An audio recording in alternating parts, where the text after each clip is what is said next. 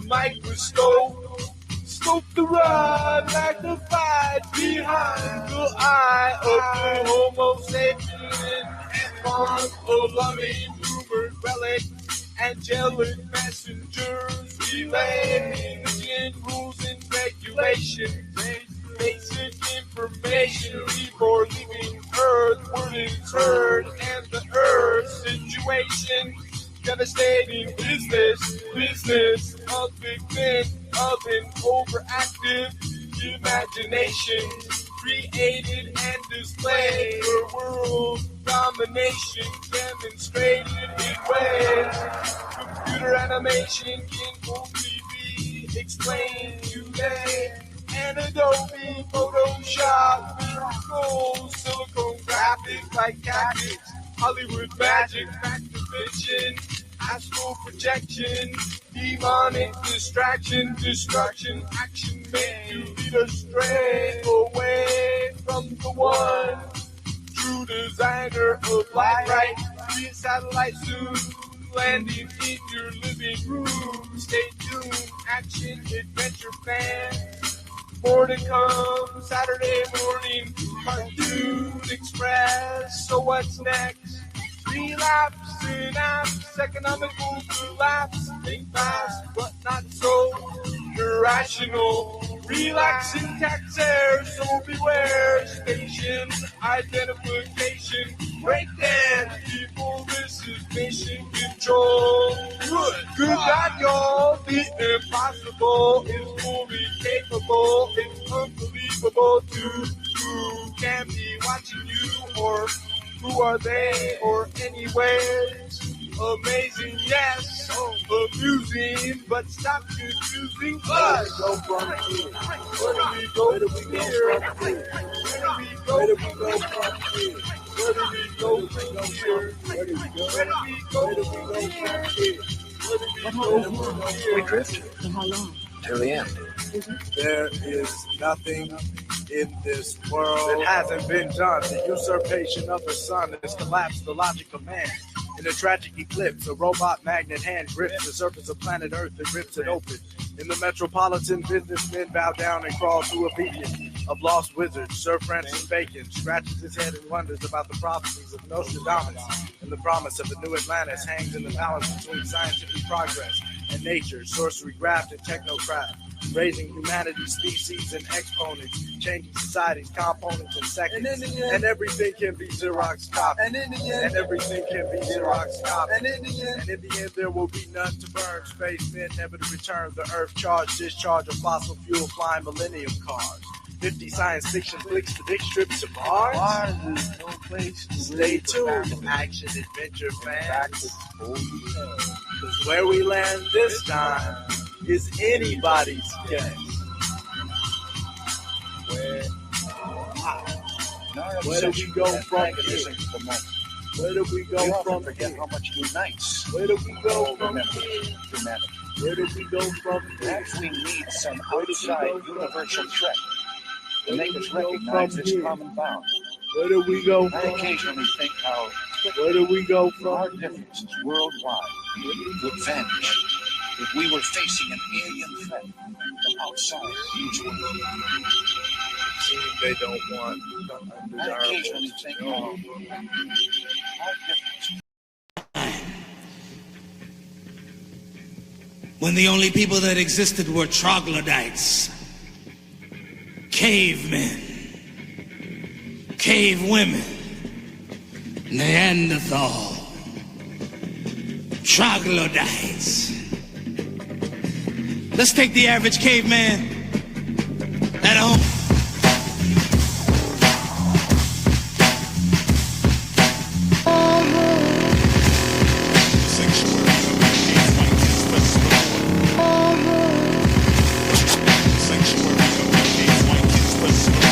As I extract pigment from plants to complete my first stabs at expression, immortality is but another trait of my immaculate perception, untainted by technology. I live within the walls, pervade universal truth. Symbolically, I parallel the past days' way of living, and at night I sleep without being subject to nuclear radiation.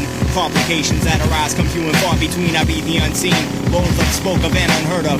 You ever read Plato? The Republic, I got a cave. Flames to bring light and cast shadows on the man of unpure thought. Processing information's unbiased by interface. Where I reside, we make bass. Treble and atonal sounds that transmit unbridled energy to cosmos directly. Tentatively planned for 2000 BC. We drag our knuckles in separate tribes respectively. Unsubjectively, for necessity, we feel whatever is needed and use everything once the carcasses have been bleeded. The truth of my existence is jaded by nomadic psychology. Try and follow me and get caught in the web of your hypocrisy. Cause these cavemen exist and remain untouched by economies of scale, hatred and such and such. We don't got much more than integrity plus the pride and control. But our surrounding environments cannot touch our souls.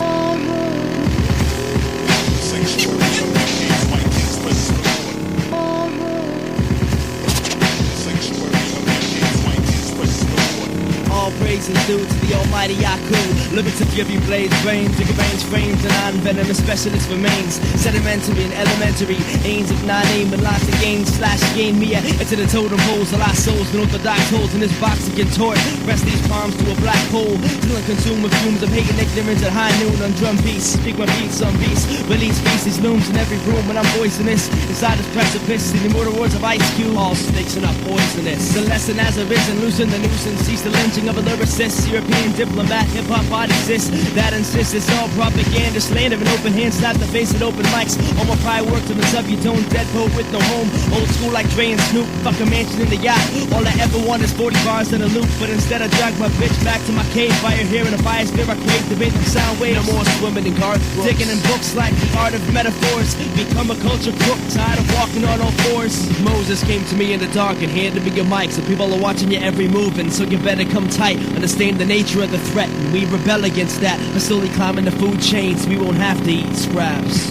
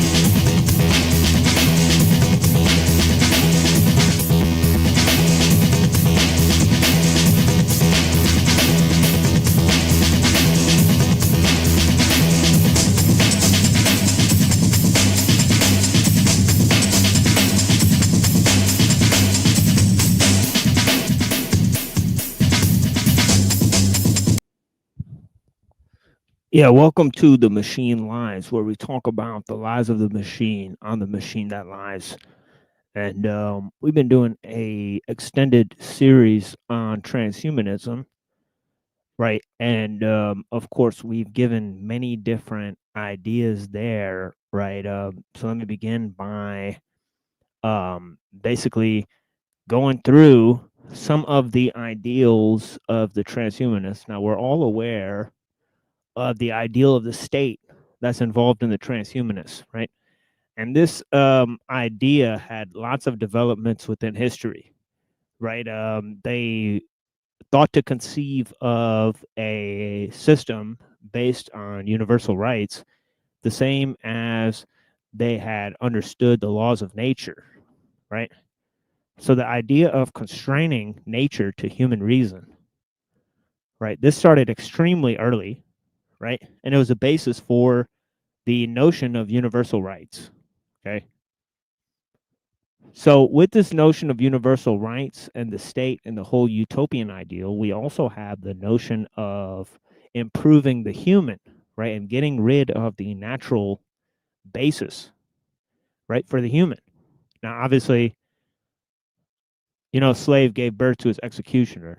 And that's what liberalism represents. And some people would say that um, that a person would give birth to somebody and their children would rule over them, thought to mean, right? Well, that's exactly sort of what's happened, right? The rule of the young over the old, right? The young tyrannize the old, right? Instead of the other way around, right? They've engineered a society, right? Okay, where, okay, we could stamp out the old traditions, right? Through a systemic approach towards universalism and futurism, right? And this entire system is called technoliberalism. Technoliberalism works within a world technological system, right? So, how did we get to this point? How do we get to a point where we live in a global system, right? Constant communication between all parts of the world, increased centralization of the state, right? And the idea of combining human beings and machines, right? To get rid of any natural aspect of humans so that humans could finally, dominate over nature and be separate from nature, right? So this is basically the type of world that we've come to, right? And they've made considerable achievements in terms of spiritual, metaphysical, right, and psychological. Okay, castration of the man from the traditions of the past, right, and also with the connection to nature, right. So how has this exactly come about? Right, you got several opinions here, right, about biotechne, right, and opinions about whether human beings can be combined with machines. Now, I provided two different systems, okay, whose goal is, okay, the combination of humans with their creations, right, as the next stage of evolution, right. One idealizes nature, and the other idealizes human reason. Right. So the way that idealizes nature wants to combine human beings with nature through technology, right? So that they become part of the prima materia, right? And the other wants to basically um, cut off man from nature, right? As a useless appendage sort of thing, right? And use man's reason, right, in order to evolve beyond nature. Right. So these two forms of occultism are basically techno-Gaianism and transhumanism. Right. They are applied to different elements. Right. The bringing dead things to life. Right. Is a notion of necromancy. Right. Whereas the which is the side that transhumanists are concerned with, but the techno-Gaianists, they're concerned with geomancy, right? And trying to combine with the earth, right? Okay, now what separates us from the natural world? It's a huge question, right, that bears answering. Okay. To what extent are human beings natural? Now I'm going to give several different opinions before I move on to Warwick and his theorizing about the combination of humans and machines, right? And of course we'll end with you know, an idea from Dr. K, right? And of course, we've been looking at a long series of Uncle Teddy against the transhumanists, right? So he has some ideas against the transhumanists, especially against the views of Ray Kurzweil, right? And of course, he has some different opinions, right, than Alul and some of these other more, I think, thoughtful individuals, right, that were more philosophically minded, right? And they thought that we could create parallel systems, right? Whereas Uncle Teddy was basically saying you should dump the system and accept all the consequences, right? So how do we get from Alul to Uncle Teddy? And what are, of course, we have a third way, right, with Scorbina and Bill Joy and these people that want to talk about technological relinquishment, right? So you have strong opinions on both sides, right? You have opinions of the transhumanists, right, that either want human beings to be in control of technology, right, or they want technology to sort of go its own way without humans, right? Either that or there's a third way in which they want technology to combine with the humans, right, and form a new kind of man, right, which increasingly will make the old type of human, basically a useless eater, right? So that is the type of danger, right, that we're faced with, right, on both sides, right? One side celebrates going beyond the human, right? The other side, right, clinging to what is human, right, at any cost. Right? Which side is correct? Well, maybe if we pose the question of what is natural and what is artificial, right, we could begin to answer that question, right? And of course, we've looked at this idea in terms of what are tools and what are machines, right? And of course, there's several things that separate tools from machines, right, that Alul mentions, right? But more fundamentally, what is the distinction between the natural and the artificial? Let's take a look at Alul here, right on page 79, right? Okay, and he says one of the characteristics of the technical phenomenon is rationality, right? He says in technique, whatever its aspect or domain in which it is implied, a rational process is present, which tends to bring mechanics to bear on all that is spontaneous or irrational. The rationality best exemplifies in systematization, division of labor, creation of standards, production norms, and the like. Involves two distinct phases. First, the use of discourse, quote unquote, right? Okay, and this use of discourse includes propaganda and agenda setting, right? In the media, right? Okay, which are fundamental aspects of the technical phenomenon, right? They're actually features of technical necessity, as Alul points out, right? They're not extraneous to the system, right? It's not like people try to bring the system in, under control through the use of propaganda, right? No, that's not what's happening, right? It's rational means are employed and they have a effect of increased systematization. Okay, this is the result of technical necessity, Right, then he goes on. Second, there's a reduction of method to its logical dimension alone. Every invention of technique is in effect a reduction of facts, forces, phenomena, means, instruments to the schema of logic. Okay. Okay, and of course, not everything falls within the bounds of logic. Right, as I explained to one of my friends. Right, math and logic require language. Right, where the symbolic world does not require language, right, to attain meaning. Right, iconicity is primary to both language and symbols.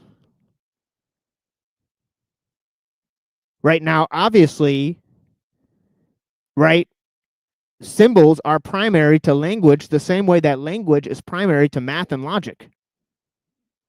Right, the way we understand them, our extrapolations of math and logic are not based on universal systems. Right, but they're based on the expression of symbols and interpretations of the natural world. Right, when we create a system, okay, of increased rationalization, rationalism,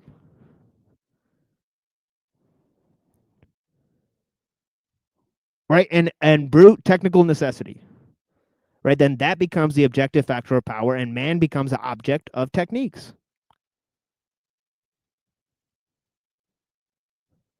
Okay. Now that seems like a very plausible explanation for the phenomenon in practical terms. But what's not so clear is what he says next. He says the second obvious characteristic, he says obvious, of the technical phenomenon is artificiality. Artificiality. Again, we had long navel-gazing conversation with our friend Origin about this. Right? What part of technology is natural and what part of it is human? Right? He thinks technology is much more natural than human, but of course he thinks that naturalism is materialism.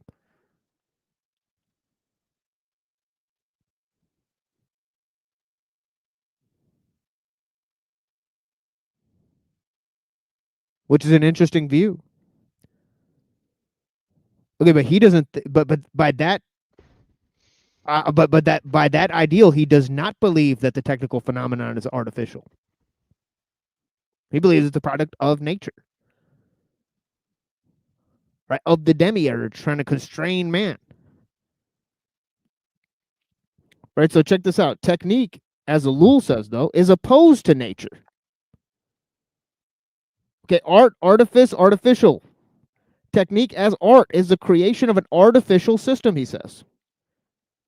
That is not a matter of opinion. He says it's not a matter of opinion, folks. He says the means man has at his disposal as a function of technique are artificial means. For this reason, the comparison proposed by Emmanuel Mounier between the machine and the human body is valueless.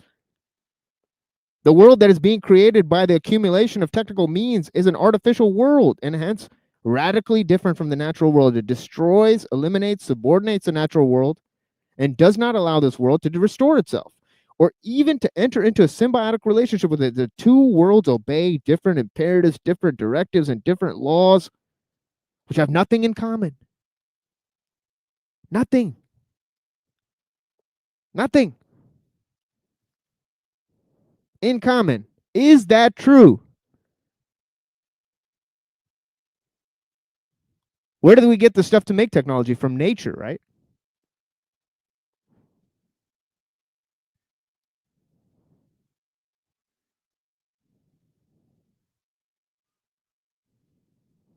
And of course, man has become systematized by technique. So we're dealing with an incredible paradox, folks. Okay, maybe we should review me and Wilson's debate again.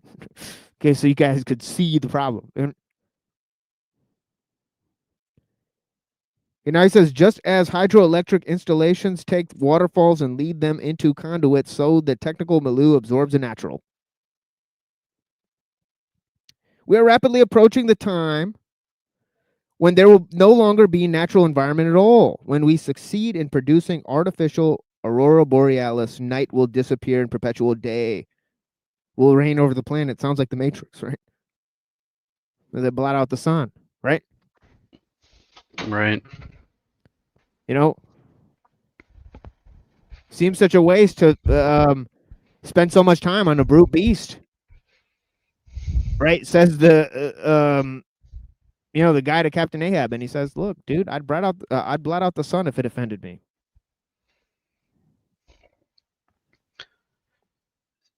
That's a lot of light pollution. Yeah. Let's go to 27. I mean 127. What I just read was from page 79 of Technological Society by Jacques Ellul. Right. We've done an intense study of this work because it is one of the premier works that talks about the problems of the modern age.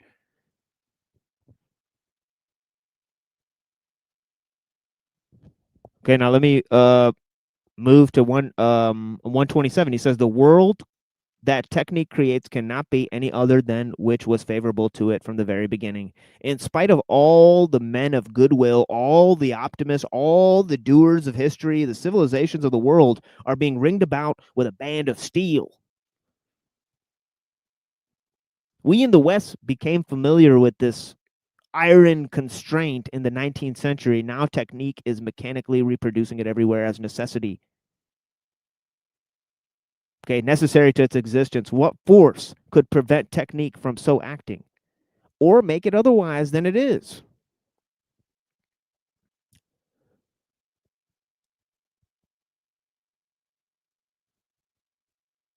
Okay, now the transhumanists, okay, and some of the technophiles agree, right? You cannot stop technological progress, right? In fact, right, Kevin Warwick, he's in a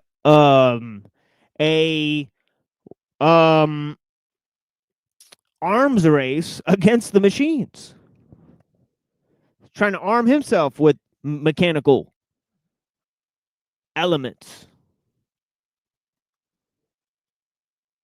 right?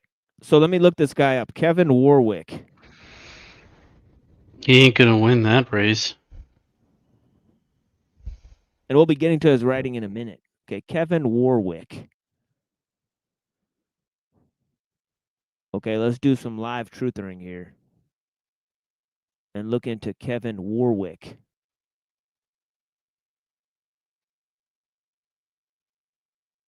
Okay.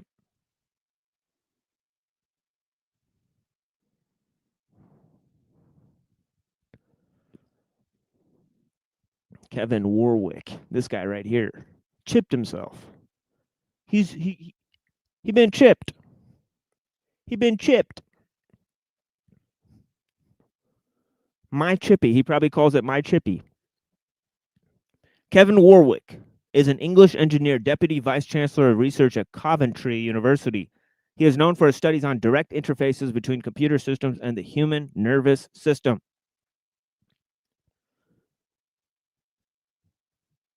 Okay, can we get to some of his bioethics? Let's check this out because this is what we're concerned with. Bioethics, biomechanical interface, biotechne, as we'll read in a minute, right? Again, in Mumford, right? Warwick directed the University of Reading team in a number of European community projects such as Future of Identity in the Information Society. Whoa.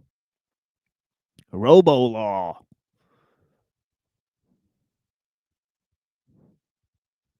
Ethical aspects of robots and cyborgs. Deep brain simulation.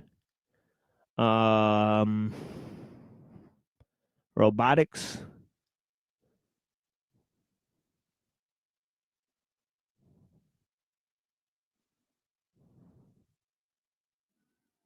Project Cyborg. And he says, I want to become a cyborg. And it says here they call him Captain Cyborg. He says Project Cyborg, in which an array was implanted into his arm with the goal of him becoming a cyborg. Okay, so he's our first cyborg, right? Look at this, RFID, involving a simple RFID transmitter. So he said RFID, radio frequency identification, was a conspiracy, and in 1998, it was no longer a conspiracy, right? And that technology is kind of old hat by now. Oh yeah. It's all about nanotechnology and smaller. We're gonna have a specialist come on the show and talk about some of this stuff.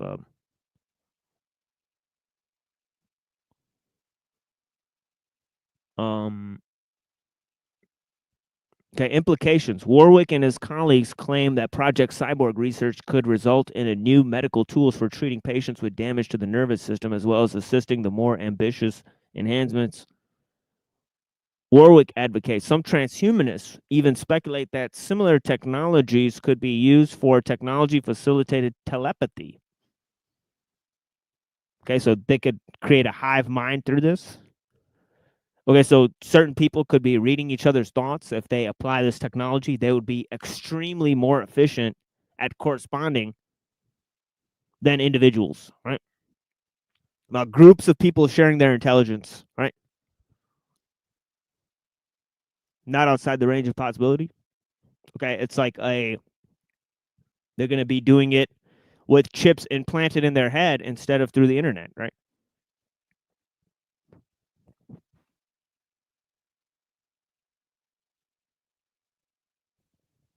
Anyways, oh, look at this. Warwick was criticized in context of 2014 Royal Society event.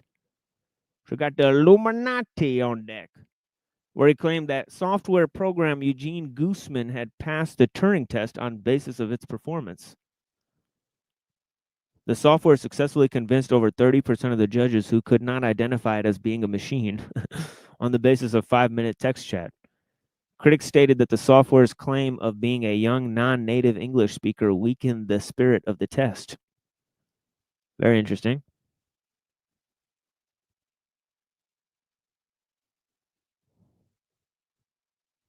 5 minutes though.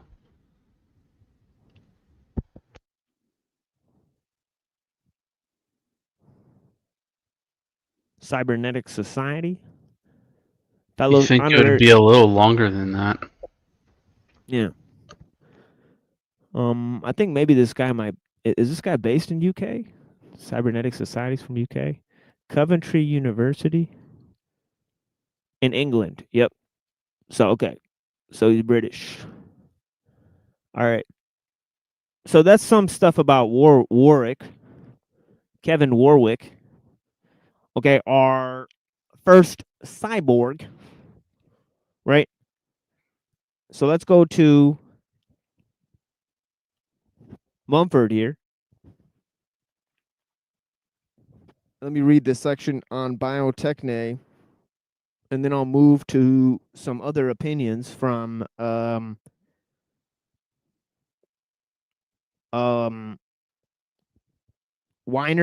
Weiner, and a Zen philosopher, right, named Alan Watts. You may have heard of him. Right.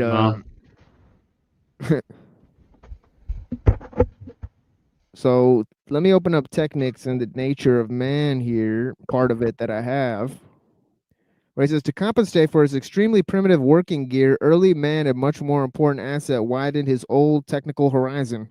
A body not specified for any single activity, but precisely because of its extraordinary plasticity, more effective in using larger portion of both its external environment and internal physical resources. Psychical resources. It says, through man's overdeveloped and incessantly active brain, he had more mental energy to tap than he needed for survival. And at a purely animal level, he was accordingly under the necessity of canalizing the energy not just into food getting and production, but into modes of living that would convert his energy more directly and constructively into appropriate cultural, that is symbolic forms. Now, these symbolic forms, okay, are the basis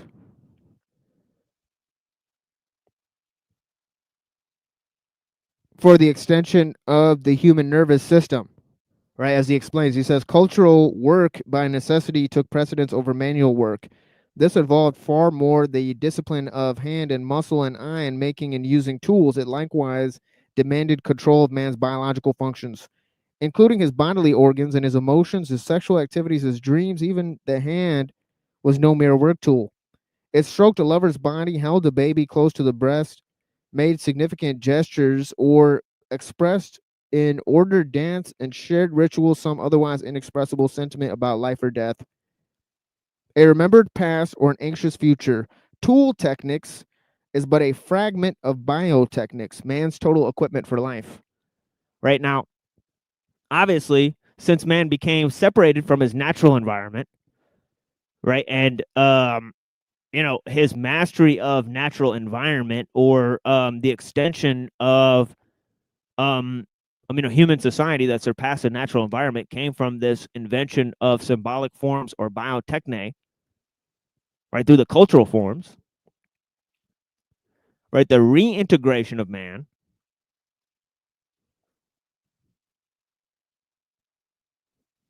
right, because of his separation from nature,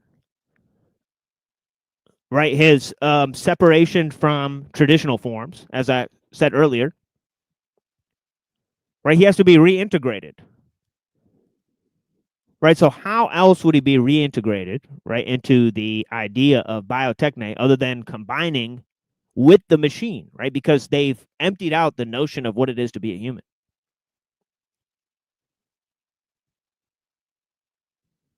Right, through successive steps, right? First, they've created the notion of equality, they've created the tabula rasa, they've created man engineered by society, then they've created man engineered by technology.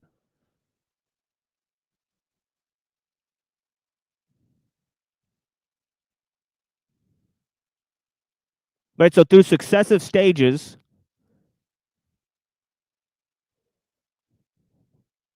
and of course, the notion of identity, right? That's so important to Warwick.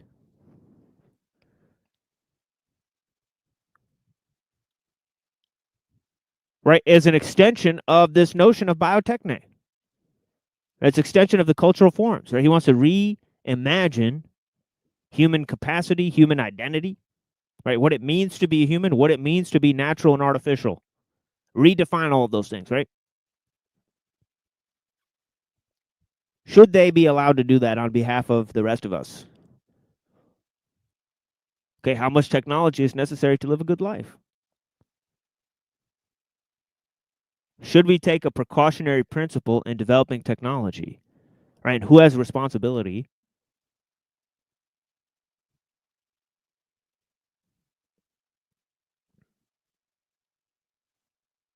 over managing and controlling the effects that technology has on the majority of humanity? Whose responsibility is it?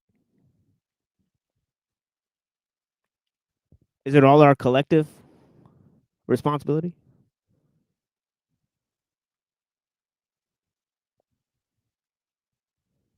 Or are some people playing a larger role than others? And is anybody holding those people accountable?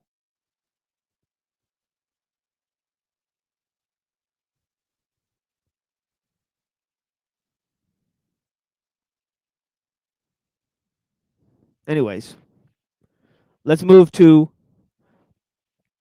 a deeper notion of this notion of biotechne, as I said, right within Weiner.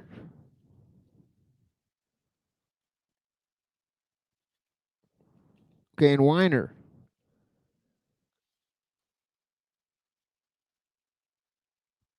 Okay, who says,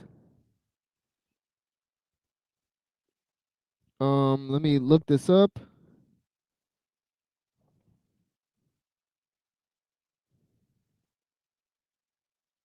Okay, here we go.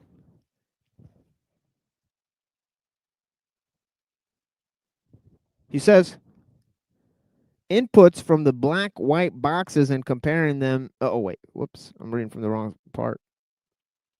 Oh yeah, here we are. He says interesting new attitudes in both engineering and biology. Right, they're combining engineering and biology. Okay.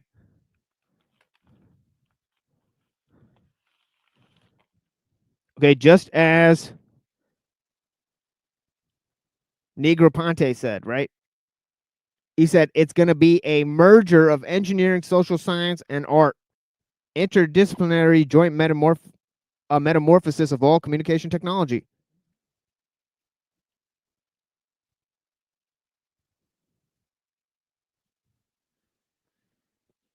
Okay, now what does Weiner say?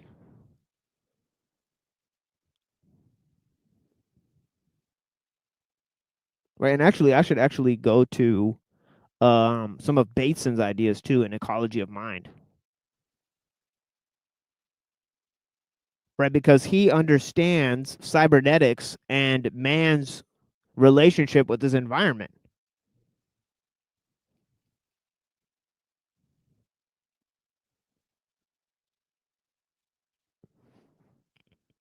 So he says in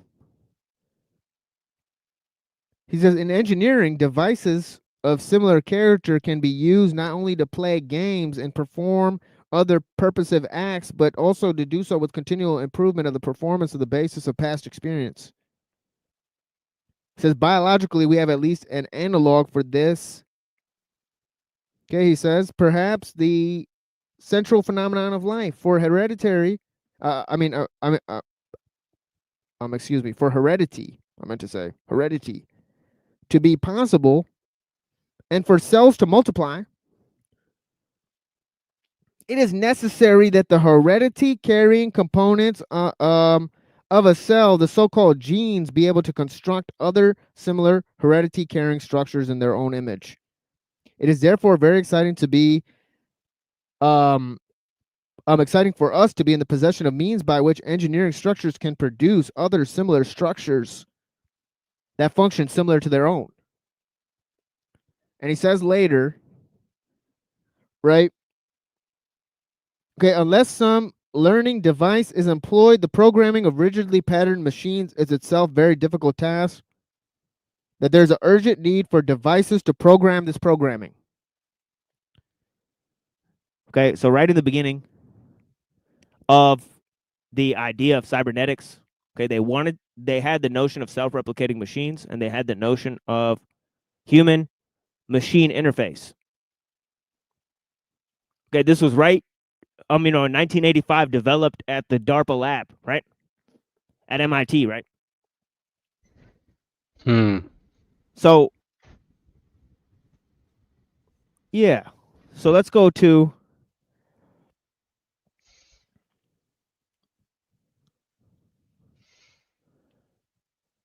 Alan Watts in The Way of Zen. He says, for the mind as something resembling a feedback system. This is a term used in communication engineering for one of the basic principles of automation, quote unquote. Of enabling machines to control themselves. Feedback enables a machine to be informed of the effects of its own action in such a way as to be able to correct its action. Perhaps the most familiar example is an electrical thermostat. Okay, as an electrical thermostat, which regulates the heating of a house by setting an upper and lower limit of the desired temperature. A thermometer is so connected that it will switch the furnace on when the lower limit is reached and off when the upper limit is reached. The temperature of the house is thus kept within the desired limits. The thermostat provides the furnace with a kind of sensitive organ, an extremely rudimentary analog of human self-consciousness, he says.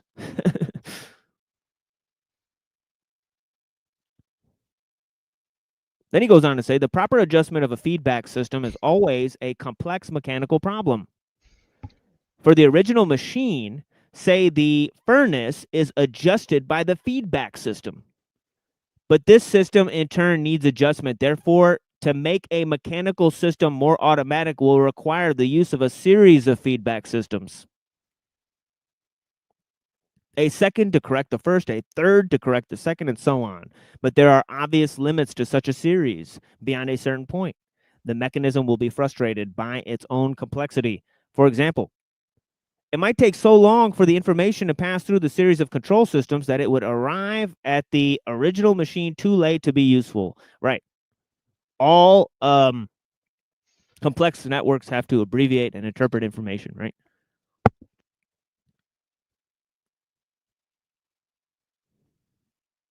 And I says, similarly, when the human beings think too carefully and minutely about an action to be taken, they cannot make up their minds in time to act. In other words, one cannot correct one's means of self-correction indefinitely. There must be a source of information at the end of the line, which is the final authority. Failure to trust its authority will make it impossible to act, and the system will be paralyzed. Okay. And of course, where is most of humanity today? They're stuck in information overload. The more information, the more complex the system, the longer it takes to make a decision.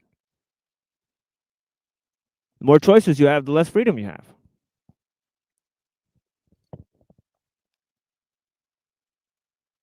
Anyways, let me try to find, if I can, Bateson.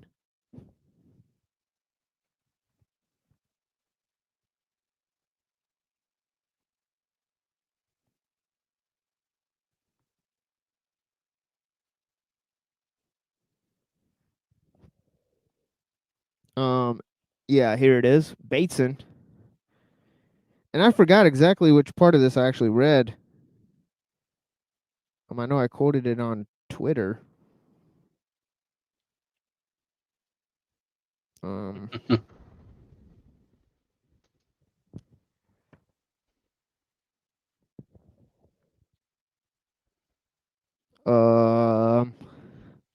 and of course, Bateson was very much responsible for MK Ultra. Okay, and creating the CIA project.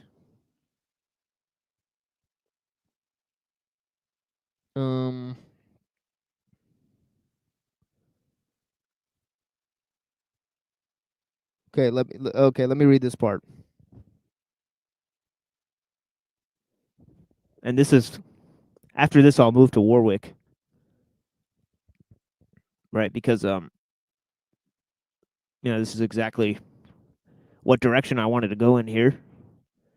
Right, and yeah, I really thank you guys for joining, but yeah, they had these ideas for a long time, right? And of course, the notion that Alan Watts is employing is from Gurdjieff. The notion of human beings as spiritual machines. Again, by the way, I talked about that that Kurzweil actually uses the term spiritual machines for his book, The Age of Spiritual Machines.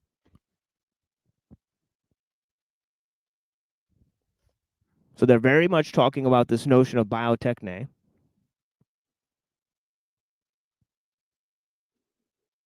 Okay, and I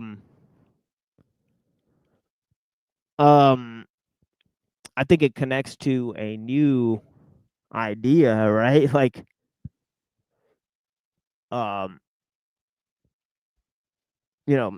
pneumatechne or I don't know. Where it's like spirit tech, right? Honestly. Like Numina Techne. Yeah. Yeah, but I think pneuma is just a word for spirit alone.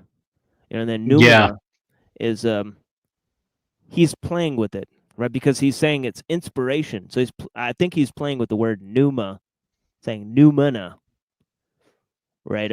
Like it's coming into frame, right? It's like something's coming into frame, like the thing in itself, as he likes to say. And of course, we have fanged pneumana. Is that technique? Is technique fanged pneumana? I know. I know. The complexification of Numina, perhaps. Yeah, exactly. So yeah, check this out. He says, let me try to describe for you the order of complexity, which is some degree a technical matter. Russell Wallace sent a famous essay to Darwin from Indonesia, in which it announced his discovery of natural selection. That's right. Alfred Russel Wallace invented natural selection. And he wrote a letter to Darwin, and then Darwin discovered the idea. Well, isn't that hilarious? Does it sound like he thought of anything new, folks? Okay, all right, all right, obviously Wallace's idea was a lot more tied to the idea of spirit, right? And the idea of the telos in nature, right? As I pointed out, right? But he says here, he said it coincided with Darwin's part of his description of the struggle for existence. Okay, the action of this principle, the struggle for existence, is exactly like the steam engine, says Wallace.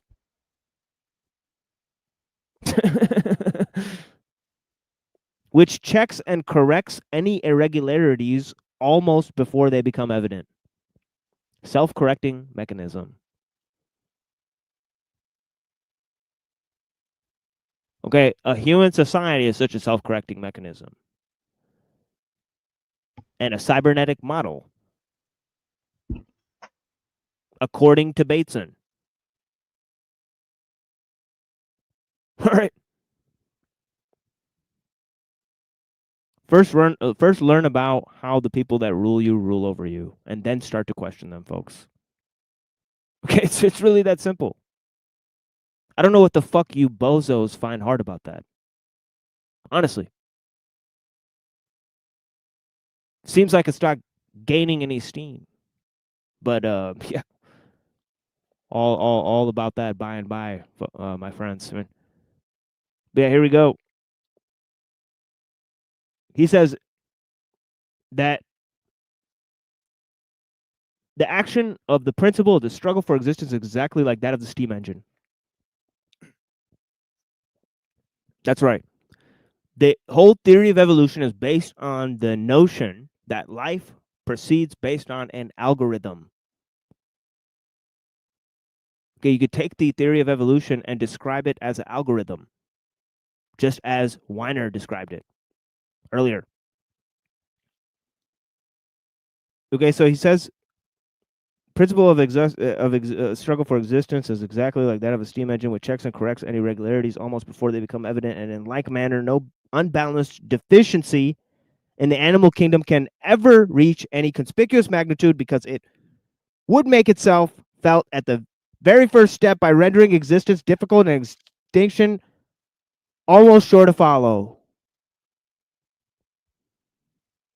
The steam engine with a governor is simply a circular train of causal events with somewhere a link in a chain such that the more of something, the less of the next thing in the circuit. The wider the balls of the governor diverge, pause, the less the fuel supply. If causal chains with that general characteristic are provided with energy, the result will be, if you are lucky and things balance out, a self-corrective system. Wallace first proposed the first cybernetic model, okay, in his description of life itself, all right? Nowadays, cybernetics deals with the more complex systems of this general kind. And we know when we talk about the processes of civilization or evaluate human behavior, human organization, or any biological system, we are concerned with self-corrective systems. Basically, these systems are always conservative of something. As in the engine with the governor, the fuel supply is changed to conserve and keep constant the speed of the flywheel. So always in such a system, changes occur to conserve the truth of some descriptive statement, some component of the status quo. Wallace saw that the matter correctly, and natural selection acts primarily to keep the species unvarying. But it may act on a higher level to keep constant the complex variable which we call survival, quote unquote.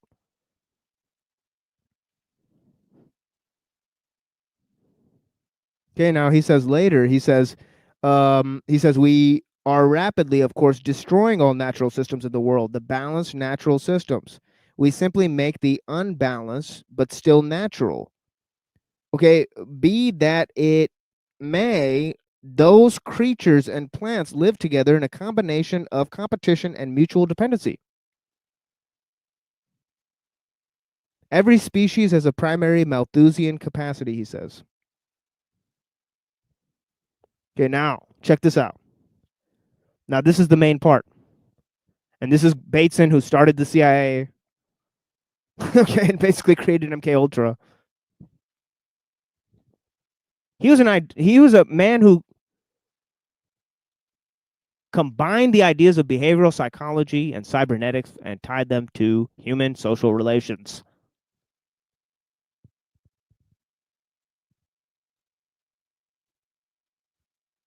Okay, so You have him to thank for like Facebook and Twitter and shit like that, sort of. yeah.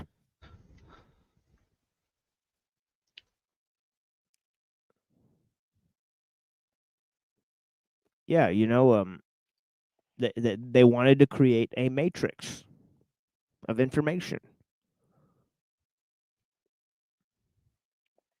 So he says, now let us consider for a moment the question of whether a computer thinks. I would state that it does not. What thinks, quote unquote, and engages in trial and error, quote unquote, is man plus the computer plus the environment.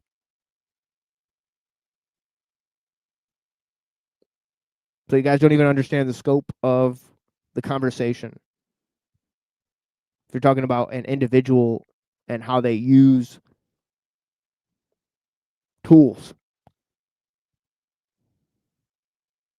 Okay, let me say that again. Now let us consider for a moment the question of whether a computer thinks. I would state that it does not. What thinks, quote unquote. Notice he put that in quotes. And engages in trial and error, quote unquote, is the man plus the computer plus the environment. Okay, the machine, human society, and the natural environment. They're in a cybernetic system. They're in a cybernetic feedback loop. Okay. It's a self-correcting system.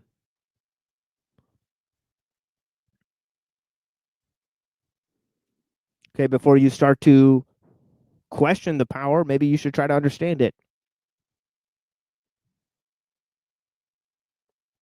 What quote unquote thinks and engages in quote unquote trial and error is the man plus the computer plus the environment. The lines between man, computer, and environment are purely artificial, fictitious lines.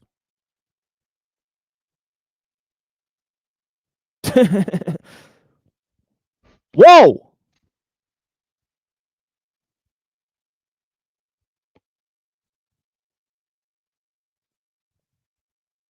Do you guys understand what's happening here?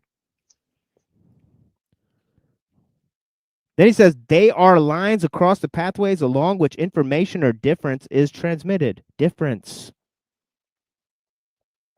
Okay. C.S. Peirce defined information as a difference that creates a difference.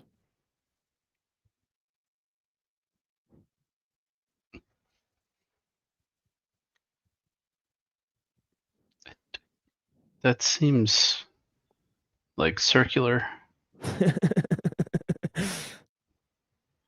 That's the definition for information? According to C.S. Peirce. But I just noticed that he just said, right? He said, what thinks, quote unquote, and engages in quote unquote trial and error is a man plus the computer plus the environment. The lines between man and computer and environment are purely artificial, fictitious lines. They are lines across the pathways along which information or difference is transmitted. Well, did he contradict himself? Because he, like the sentence before, it sounded like he was saying the computer does not think. But then he says, though, the lines are arbitrary, so the computer I know, does right? think. Exactly. Right. I'm like getting turned around here. Well, he's comparing. He's comparing human society to a cybernetic system, right? It's a self-correcting machine, right? And saying, well, if you take man and natural environment, right, and technology and put them in a feedback loop,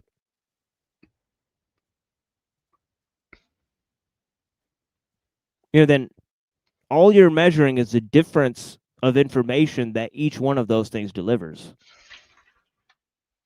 And because all that a self-correcting system is measuring is the rate of change within the system.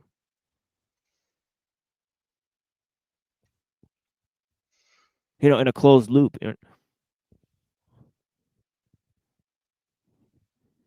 of course, the more closed off a system is to the outside world, the less reactive it is to those changes going on outside of it.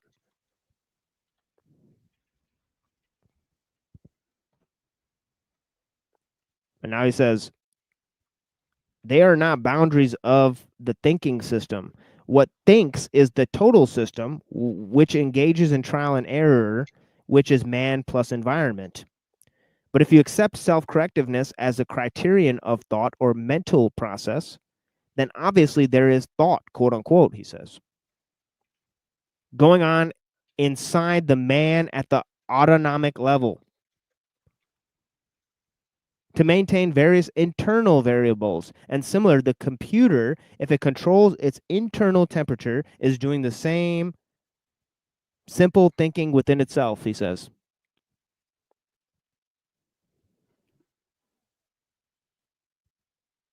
Now he says, now we begin to see some epistemological fallacies of Occidental civilization. In accordance with the general climate of thinking in the mid-19th century England, Darwin proposed a theory of natural selection and evolution in which the unit of survival was either family line or species or subspecies or something of the sort. But today, it is quite obvious that it is not the unit of survival in the real biological world. The unit of survival is the organism plus the environment. So he's proposing a sort of epigenetics.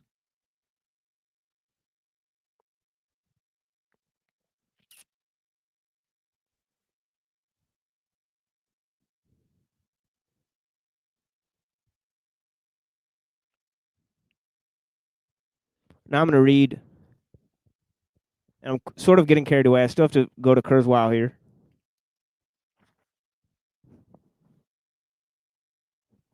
But I nonetheless want to read a couple paragraphs here that bring everything into the framework.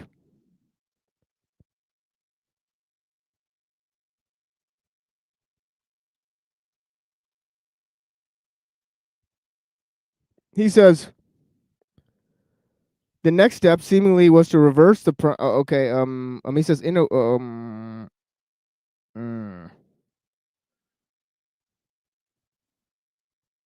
okay, he says the natural world around us really has this general systemic structure.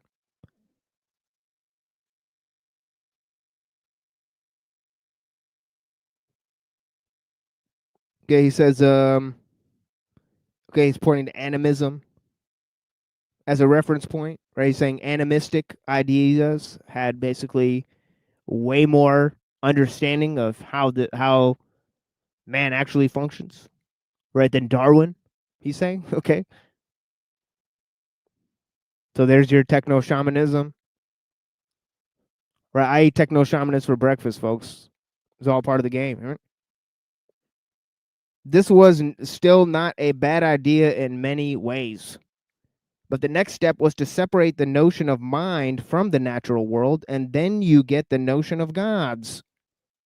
But when you separate mind from the structure in which it is immanent, notice he used the term immanence.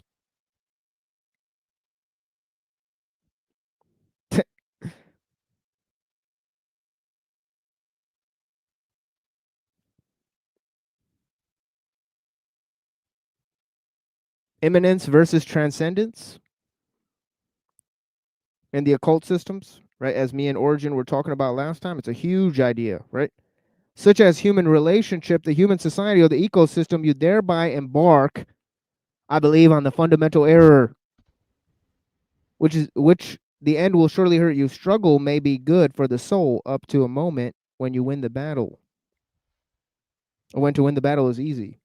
When you have an effective enough technology so that you can really act upon your epistemological errors and can create havoc in the world in which you live, then the error is lethal. Epistemological error is all right. It's fine. Up to the point at which you create around yourself a universe in which that error becomes imminent in monstrous changes of the universe that you have created and now try to live in. He says, you see, we're not talking about the dear old supreme mind of Aristotle, St. Thomas Aquinas, and so on down the ages. The supreme mind, which was incapable of error and incapable of insanity. We're talking about the immanent mind, which is only too capable of insanity, he says.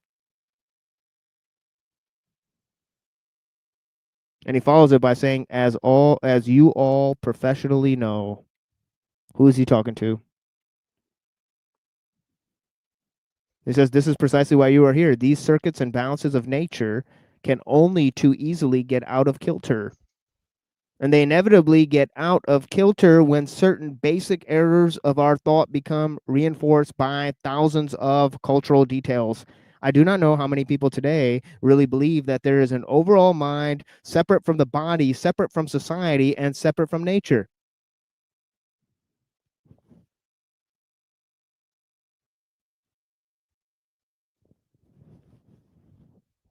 What an interesting statement. But for those of you who would say that it is all quote unquote superstition, I'm prepared to wager that I can demonstrate with them in a few minutes that the habits and the way of thinking that went with those superstitions are still in their heads, still determine a large part of their thoughts. The idea that you can see me still governs your thought and action in spite of the fact that you may know intellectually that it is not so. Oh boy, what a prescient statement. In the same way, we are most of us governed by epistemologies that we know to be wrong. Now, what he says next really blew the fuck out of my mind. All right. He says, having stated the relationship between biological part and the whole, I can now go to the question of what is a mind. What do I mean by my mind? My mind. I suggest that the delimitation of an individual mind must always depend upon what phenomenon we wish to understand or explain. Obviously, there are lots of message pathways outside the skin, and these and the messages which they carry must be included as part of the mental system whenever they are relevant. Consider a tree and a man and an axe. We observe the axe flies through the air, makes a certain sort of gashes and pre-existing cut in the side of trees. If now we want to explain the set of phenomena, we shall be concerned with the differences in the cut face of the tree, the differences of the retina of the man, differences in the central nervous system, differences in the afferent neural messages, differences in the behavior of his muscles, differences in, see how he keeps saying differences, already? Because the whole notion of self-correcting system, what they're measuring is the rate of change within the system itself, right? Okay. That's what all the little,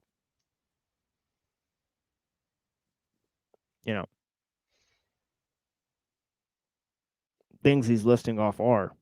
Differences in the behavior of the muscles. So, of course, there'll be a mechanism to measure these various phenomena. Differences in how the axe flies. Difference to which axe then makes on the face of trees, right? You could develop a technique to measure each one of these phenomena, right? Our explanation for certain purposes will go round and round in a circuit. In principle, if you want to explain or understand anything in human behavior, you are always dealing with total circuits. Completed circuits. This is elementary cybernetic thought, he says. Elementary cybernetic thought.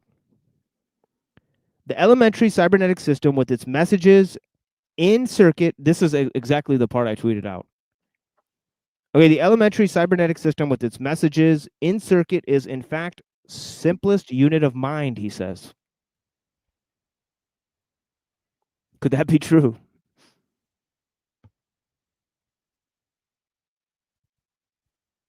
I'll read that again. The elementary cybernetic system with its messages and circuits is in fact the simplest unit of mind. And the transform of a difference traveling in a circuit is the elementary idea. More complicated systems are perhaps more worthy to be called mental systems. But essentially, this is what we are talking about. The unit which shows the characteristic of trial and error will be legitimately called a mental system. This is predicated on the like.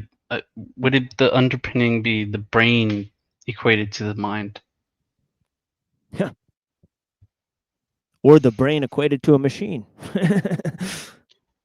Right. The mind is the brain, and the brain is basically an Self-correcting mechanism. organic machine. Oh, you need to rewind the fuck out of this show, my friend. It's been an hour of madness, pure madness.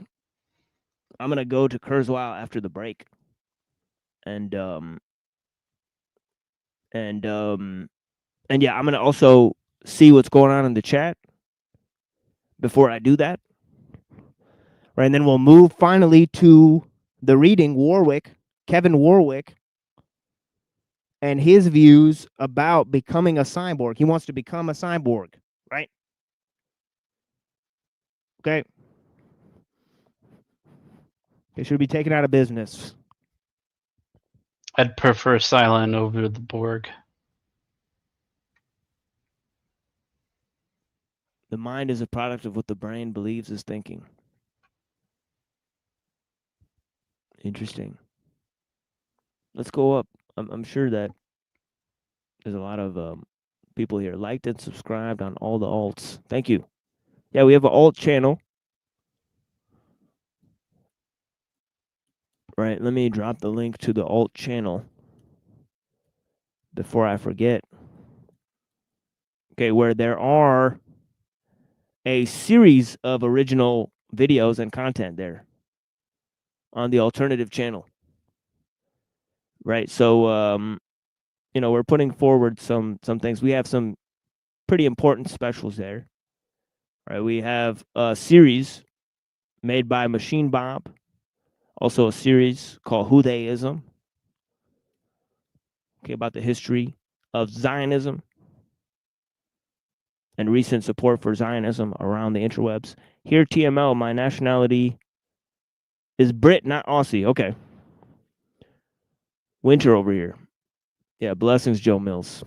Yeah, you hopped up that one day. It's very hard for me to tell with the British and Australian accents. But yeah, blessings. Yeah, I still remember that day you hopped up. But yeah, peace be with you, Joe Mills. I really appreciate this comment right here. I'm really going through it, folks. I don't know if I'll be mentally. I don't know if I'll have my mental acuity, for the next couple months. Yeah, definitely feeling dilapidated in the emotional sense. Right. I'd appreciate people reaching out. It kind of feels like a lot of the stuff I do online, the people don't need me. It seems like like my family doesn't need me, like my wife doesn't need me. This is kind of the feeling I get a lot. You know what I mean? I spent a lot of time alone recently, so maybe that's what it is. It's getting to my head. Maybe I need to have more social engagement. I mean, and I know I come up here and I just simply expose information and just talk. I rarely connect with anyone, honestly. Other than the few people, Reddington, Unseen Warfare, Neurojack, Annapurna. Other than really a few people, Lanza, we got Rant. There's a couple of my friends, even. But yeah, blessings to Orange, Agent Orange in the house. I don't know why, but like I keep thinking of like that one Boards of Canada tune where there's a little vocal sample and it's just like orange. Oh yeah, that's Aquarius. Yeah, yeah. My favorite. That's one of my favorite Boards of Canada. Yeah, dude. Excellent. Lizard Tree, blessings. Where do we go from here? Yeah, special thanks to Lizard Tree, Zephyr Voxel, and DeFreak for your donations. I love you guys. Right. Nobody has given me money other than those three people, and I really love them. Right. You guys mean the world to me. Really. You have no idea how. Just how little I I have. Right. But yeah. This isn't about me or how much I have or my personal struggles at all. Actually, if people come up and start talking about that type of stuff, I usually dunk them. Right. Symbols. Browns boy. Thank you. Yeah, but yeah, we got to be ready to talk about the ideas here. Self-consciousness, exactly. Self-consciousness. Jake, my penis size separates me from the natural world. Whoa, Jake with the big hog. Nice. All right. Just joking around. Yeah, maybe merging with AI is the only way to control AI. Yeah. Or that's the trap. Either way. Yeah. Yeah. That's exactly Warwick's argument, as we'll see, right? Frank Monday, nice. Blessings, sir. Yeah, I appreciate you, sir. Biotech seems to be aiming at controlling populations. Yeah. Yeah, that's what it was. Through cultural, first through cultural techniques, now through, the biomechanical systems. Okay, the biochemical systems. It's both biochemical and biomechanical, right? Modern man has been totally engineered. It's total engineered product. Yeah, most people have no problem with that. Okay. There's evidence that man lived for thousands of years, right? They're trying to create this idea of Tartaria that there is technological civilization just recently, right? Because they want to go back to it, right? They want the technology, right? Like they want to go back to Atlantis, right? They want a world civilization. Right? These people are fucking loony, right? They want to create a technological utopia. They just keep putting it under different names: archaic revival, okay, or technological utopia. Same thing. Two sides of the same coin. The Discordians and the Accelerationists are the two sides of the same fucking coin. Okay, McKenna's archaic revival is the same thing as the singularity. He believed in both ideas. What a fool.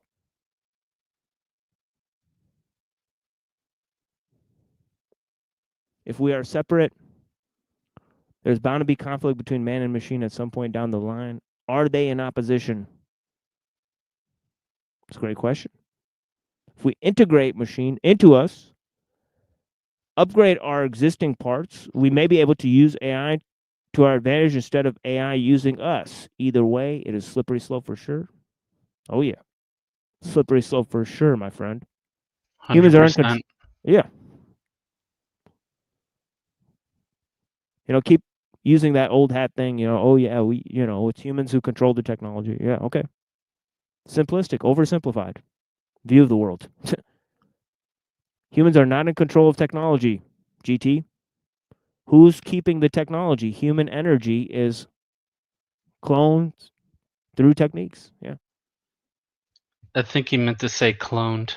It's Yeah, cloned, probably a yeah. typo. Yeah, of course. Yeah, excellent comment. We are inseparable from the natural world. Without it, humanity will perish. I tend to agree with that. Humans must follow the techniques provided by the system. Okay, if humans don't follow techniques provided by the system will not reward if you don't follow techniques provided. That's right. That's a self-correcting machine. What if we put AI into simulation just to test out how it would respond to certain situations? Yeah. And what happens when you tell it it's in a simulation? Is it going to be mad at you? Is it going to believe you?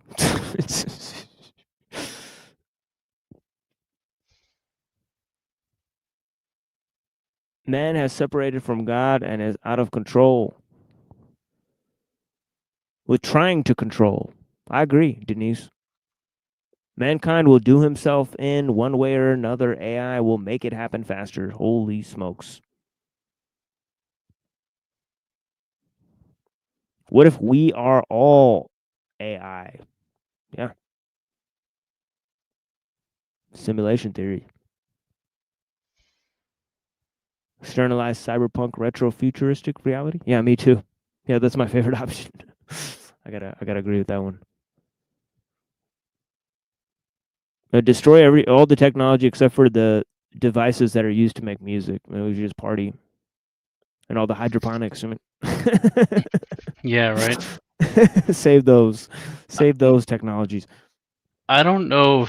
I mean, I haven't really looked into it much with the Tartaria and all that stuff, but it didn't seem like there was much digital components to that supposed society civilization and or Atlantis either. So it's like, did they allegedly uh, advance enough to create an AI? I don't know.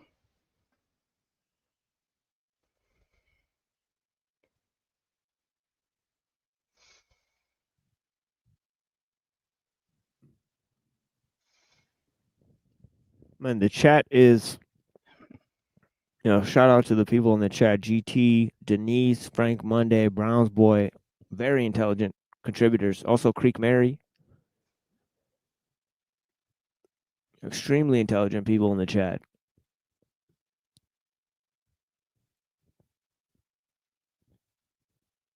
God created us in his image.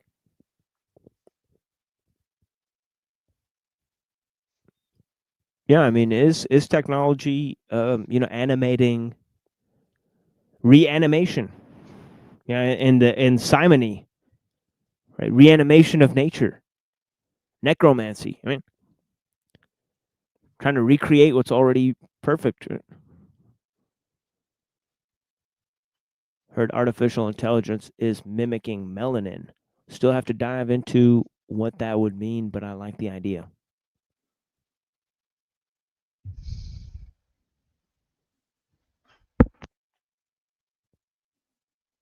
Okay, folks sometimes blow a gasket when their bioemotional thermostat is not functioning. Yeah, totally, Frank Monday. System is autonomous.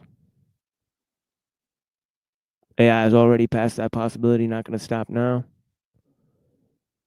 I wonder if humans could utilize skill to refine techniques. The system won't allow it. But man built the system. Operation Paperclip, MK Ultra, Freemasonic Disneyland. Sci-fi fantasy, space Nazis are going to launch their rocket. Oh, you bet they are, Frank. Blessings. They're going to pop this shit off. They're going to have a bunch of OnlyFans models finger popping each other's buttholes in space.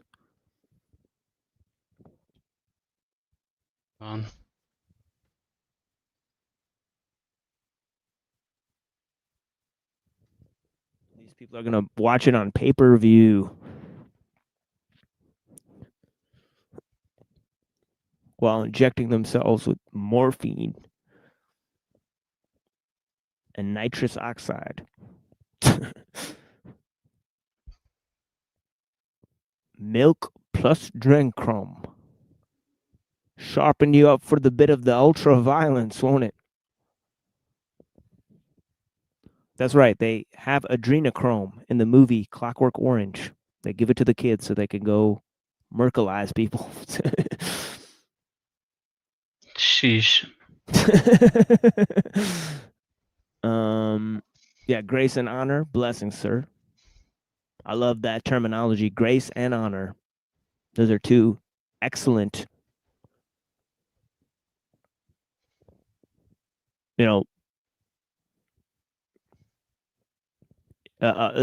excellent moral vantage point. to dwell in the presence of grace and honor. Right? Oh yeah, my friend. Machines Lack Heart. Made by Machine Bob playlist. Who They is on playlist. Yeah, thank you, my friend. I believe in you too. Man, thank you so much. Yeah, thank you, Browns boy. I appreciate that. The mind is a mode of consciousness. Consciousness can be generally defined as self-referential awareness. All right. Excellent. Okay, we got another sort of, a little bit of stuff here for you guys, but here's some music. And yeah, I'll be right back, folks. In about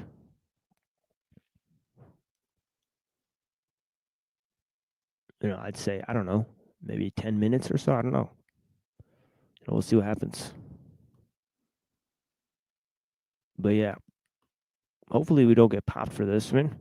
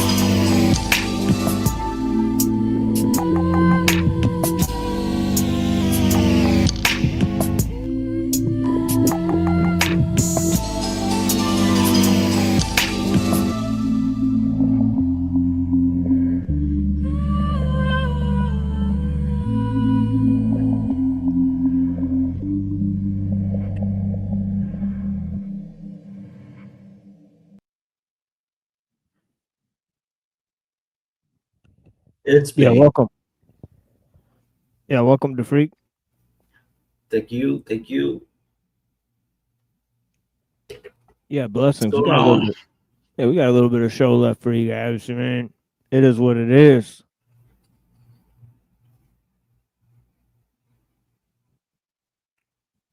You guys already know. But yeah, let me pop in on this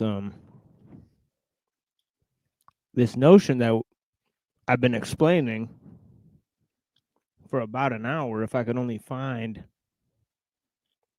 the text. Okay, here it is. And yeah, we'll get right into what he's saying here. And I'd like to start a little bit behind where we actually last stopped reading. And give me a second here. Okay, here we are. Okay. All right, here we go. So I looked at some of what Warwick is involved in there, right? And he says here, okay, there's two factors that perhaps far more important in the way in which we sense the world. First, human brains have evolved to perceive and understand the world in terms of three dimensions. Four, if you include time as a dimension.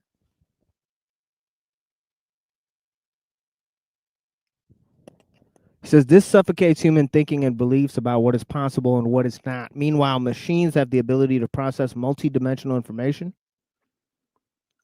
They have the potential to perceive the world in hundreds of dimensions. Okay, now he says, in fact, we now have enormous problems in attempting to deal with the plethora of information that technology throws up. Even greater than this, and we must be completely honest on this one, in comparison with technology, the way in which humans communicate is poor. It's so poor that it is embarrassing, he says.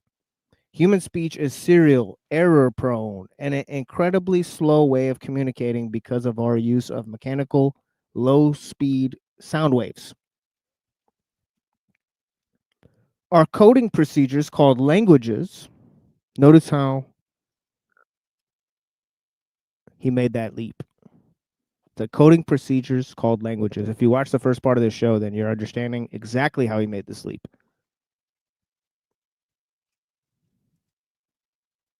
Severely restrict our intellectual abilities, as all our thoughts and ideas must be transformed into speech signals that do not accurately represent the original concept.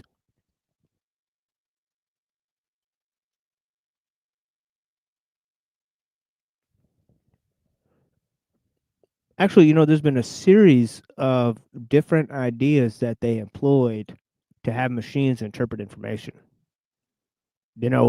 I might play some of that tomorrow because I saw some interesting videos on that sort of thing.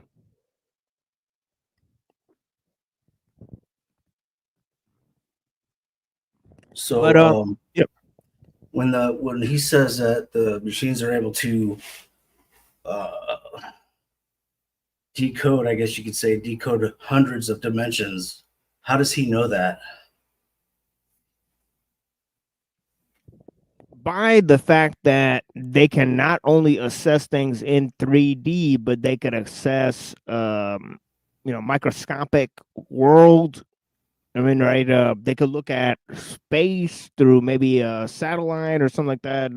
So he's saying that they could look at things. They could look at information from a series of different perspectives, and they could perceive the world through these various, quote unquote, dimensions, if you will, right?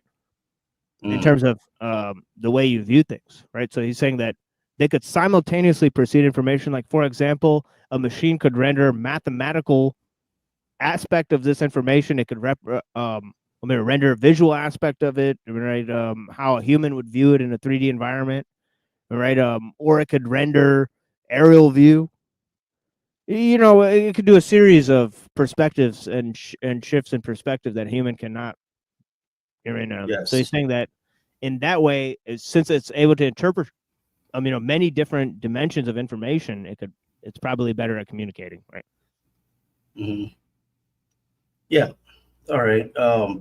But it's the same dimension with uh, multiple sources to pull from, I guess you could say. Oh, a lot faster. But to say dimension is, I think, a little bit. I mean, I guess it applies, but I just wanted to clarify that. Because they're still subject to the electricity, and linear time. So it's not like it's going to be able to. It can't know everything all at once, like God could.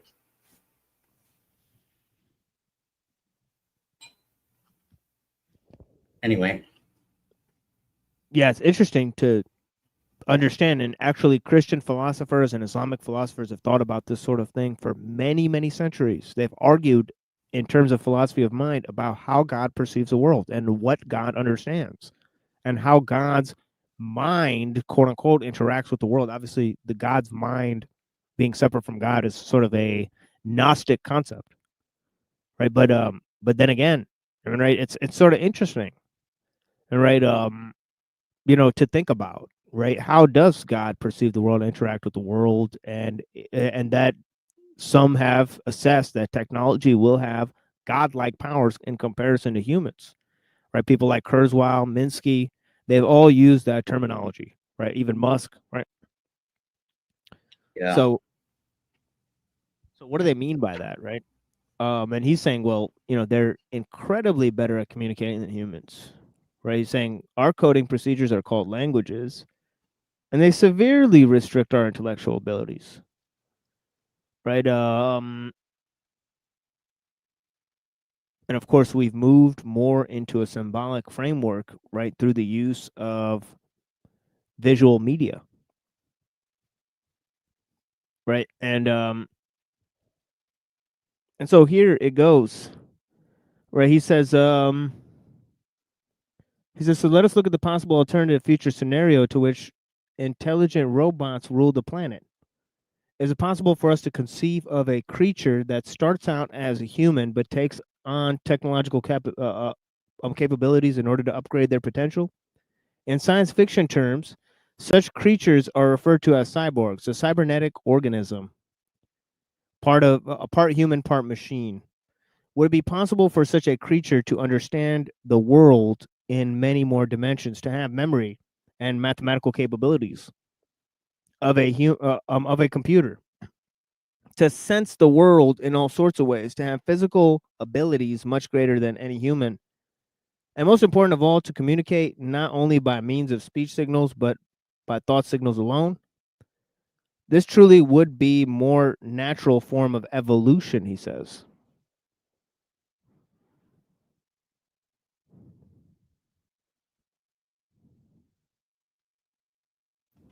Do you know what ASCII is?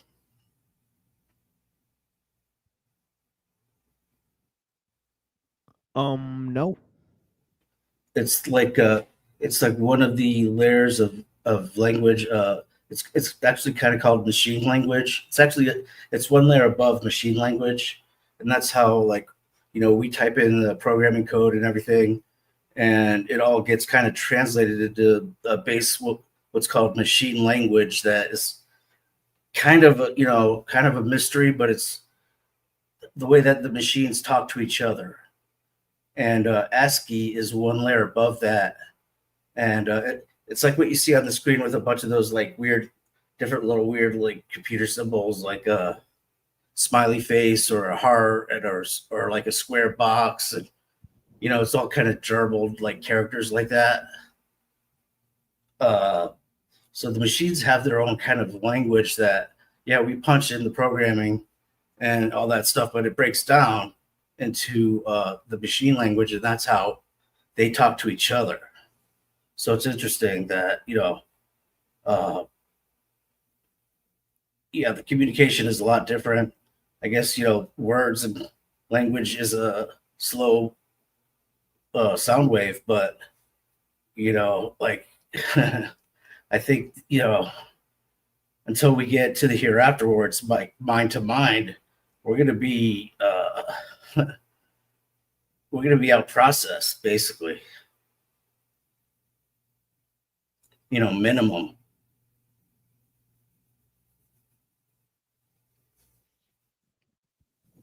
Oh yeah, that's what he says. He says, as far as humans go, big question is what of our future? Will we adapt, survive, retain our position, or is it likely that something more powerful than humans will emerge to steal the spotlight? And then he compares our intelligence to other creatures, and he says how basically we treat those creatures, right? And then he says that basically most people in the West, they rely on machines for most of their daily existence, for purification of the water, the air, the food, right? So he's pointing out that human beings are reliant on machines, that machines have surpassed humans in intelligence, in completing certain tasks, and that um there's a huge gap between humans and the last evolutionary leap or whatever. So he's kind of saying that because they believe in evolution, right? So it's interesting. See, evolution in terms of merging, like bio, cybernetics or something like that, where they're basically installing machine parts into humans and stuff like that, or like Oh regular yeah. evolution. Yep, that's exactly where we're at, freak. That's exactly where we're at, my friend. Hmm. Yeah. And he's saying and he says lately machines have been employed not only because their physical capabilities, but also they can handle our decision making. He points out example for machines performing as complex a function as buying stocks on the stock market. And then he says, as time passes, machines are being allowed to take more and more roles, and this necessarily leads us to ask, how far will it go? Okay, and finally, he says that a combination with machines and humans would be a natural form of evolution. What does that even mean? Right, then he says we can look at the future at which it is not intelligent robots that dominate the planet or humans, but rather cyborgs acting as upgraded humans. Of course, the regular humans in that society would be, either wiped out or kept in a zoo or something like that, right? So he says, how is this to be achieved? Okay, he's going to cut to the chase here, right? Quite simply, with silicon chip technology implanted into the human body. Well, there it is, folks. Mm. Merely one or two very small devices that connect directly with the human nervous system and the brain. In this way, electronic signals in silicon become electromechanical signals in the human body and vice versa. Ultimately, no doubt, the device will be implanted by means of a swift and simple injection. At first, microscale devices will be employable. And if technology develops as expected, this will probably be surpassed by nanoscale connections. Notice what he just said. What are we looking at here is not extra memory being connected directly into the brain, but implants used as interfaces linking the human nervous system to remote computer networks by radio frequencies, folks. Right, remote, yeah. RFID. Humans will need to be educated. Oh, yeah, they sure will be. Are you guys educated on what's going on? Right, in the ways in which it is best to use this technology. In the fullness of time, our children's children will look back with wonder how their ancestors could have been so primitive as to communicate by means of silly little noises called speech. With brains linked to technology, he says, there will be no need to learn much. Yeah, what do you got to learn? You already have access to all the info. Why should we? End of learning. Post-human. When the computer can do so much better, why should we learn when the computer can learn for us, right? There will be no need to remember anything because computers have better storage facilities. Who needs memory? When it is required to recall something, when it will be possible simply to download the necessary piece of information. It will even be possible to relive memories that you didn't yourself experience in the first place, like Black Mirror. Right? We all know how that went in that show.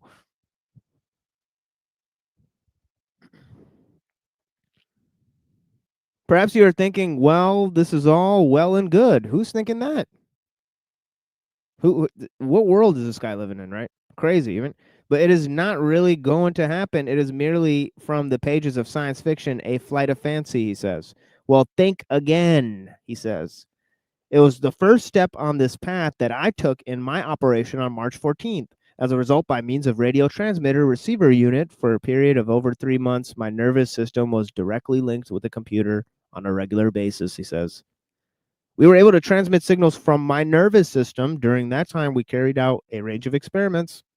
Signals from the nervous system in my left arm were used to control the movement of a remote robot hand. As I opened and closed my own hand, the neural signals from my brain that carried out the action were also used to control the robot hand. My body was effectively extended with the computer to include a robot hand. Next, my nervous system signals were used to drive around a small wheeled robot. Left, right, forward, back. The same signals were used to decide the mood of a group of small robots called Diddybots. Uh-oh. I was going to wish you changed the name of those. Definitely. Little baby Diddybots. The mood. With little like, Johnson oil. Yeah. The mood, like their feelings. Is that what it said? Mood? Yeah, they did an interesting show on Radiolab. The guy who created Furbies, he designed them to have emotions, and he believes that the Furbies have real emotions, by the way. Interesting. Because he thinks that, well, the biochemical impulses that control your emotions are a bit of the same stuff. So, yeah, with my hand open, the Diddybots acted in friendly fashion, flocking together. Pause. With my hand closed, the Diddybots tried to get away from each other. Take that, take that, take that. As fast as they could.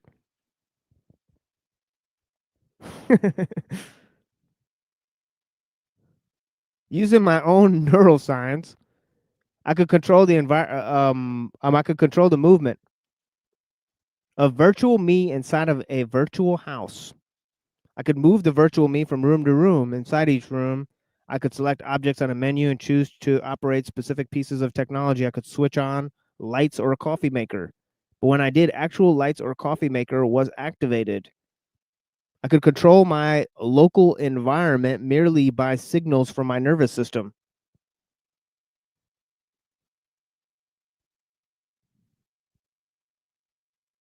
I wonder if that would have to be where he's like, actually seeing his virtual hand doing this stuff, or if he could just think it at a certain point. Well, he said using my own neural signals. Mm-hmm.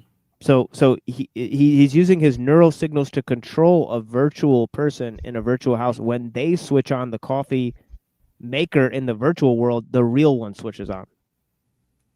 So it's still 2 steps removed from him doing it, him switching on the coffee maker himself. Mm-hmm.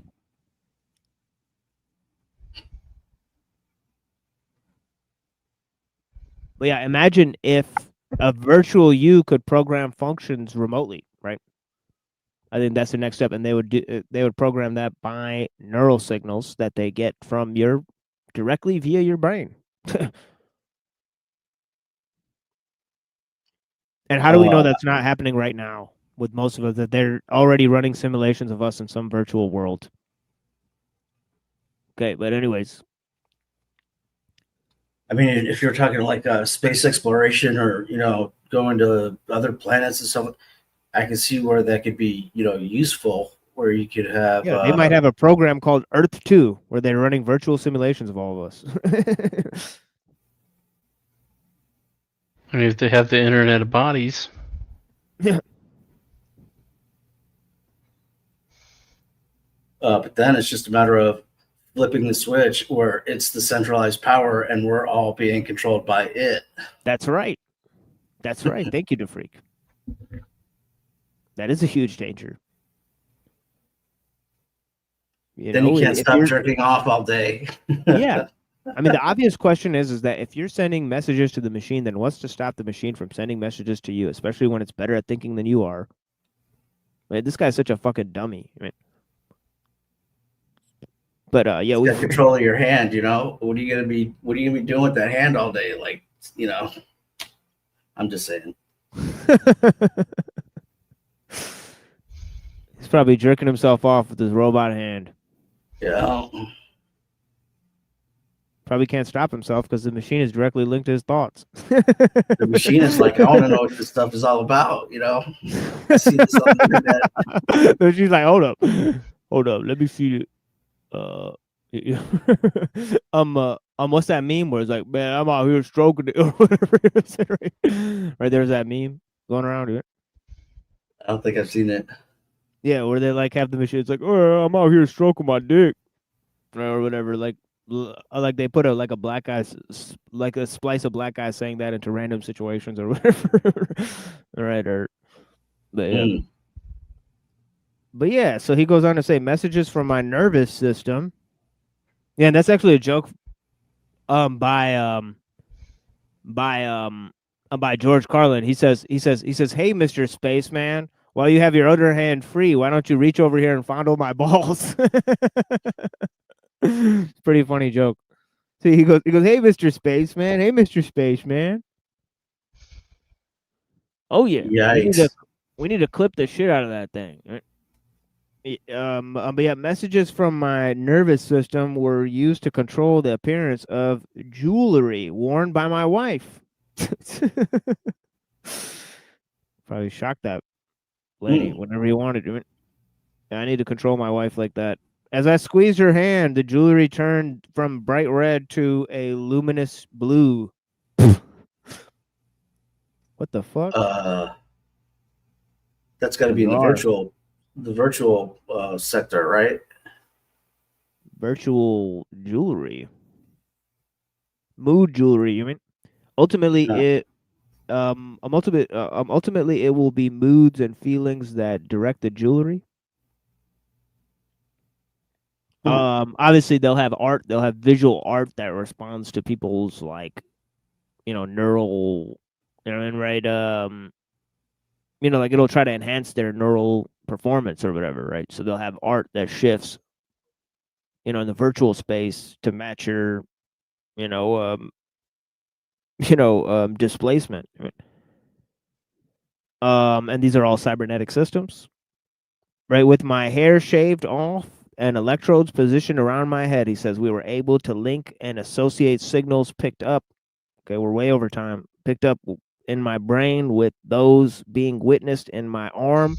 I wore a blindfold, and the output from the ultrasonic sensors fitted to my cap was fed down directly onto my nervous system. As I moved towards an object, I felt more and more pulses of current on my nervous system. As I moved away from the object, the pulses died down. In this way, I could have I could move around and avoid objects without any visual input. I had a sixth sense, a bat-like sense, with signals traveling directly from the ultrasonic sensors along my nervous system to my brain.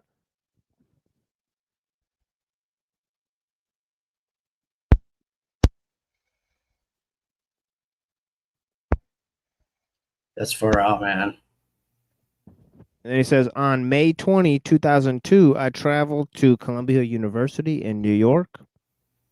And from there, an internet link, and I don't, he's, everybody tells these types of stories. So notice that he may be embellishing a bit.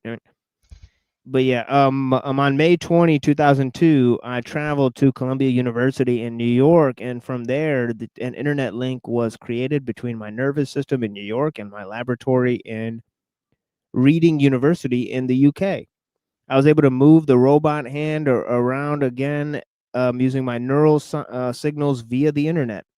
This time, I was in New York, but the robot hand was in UK.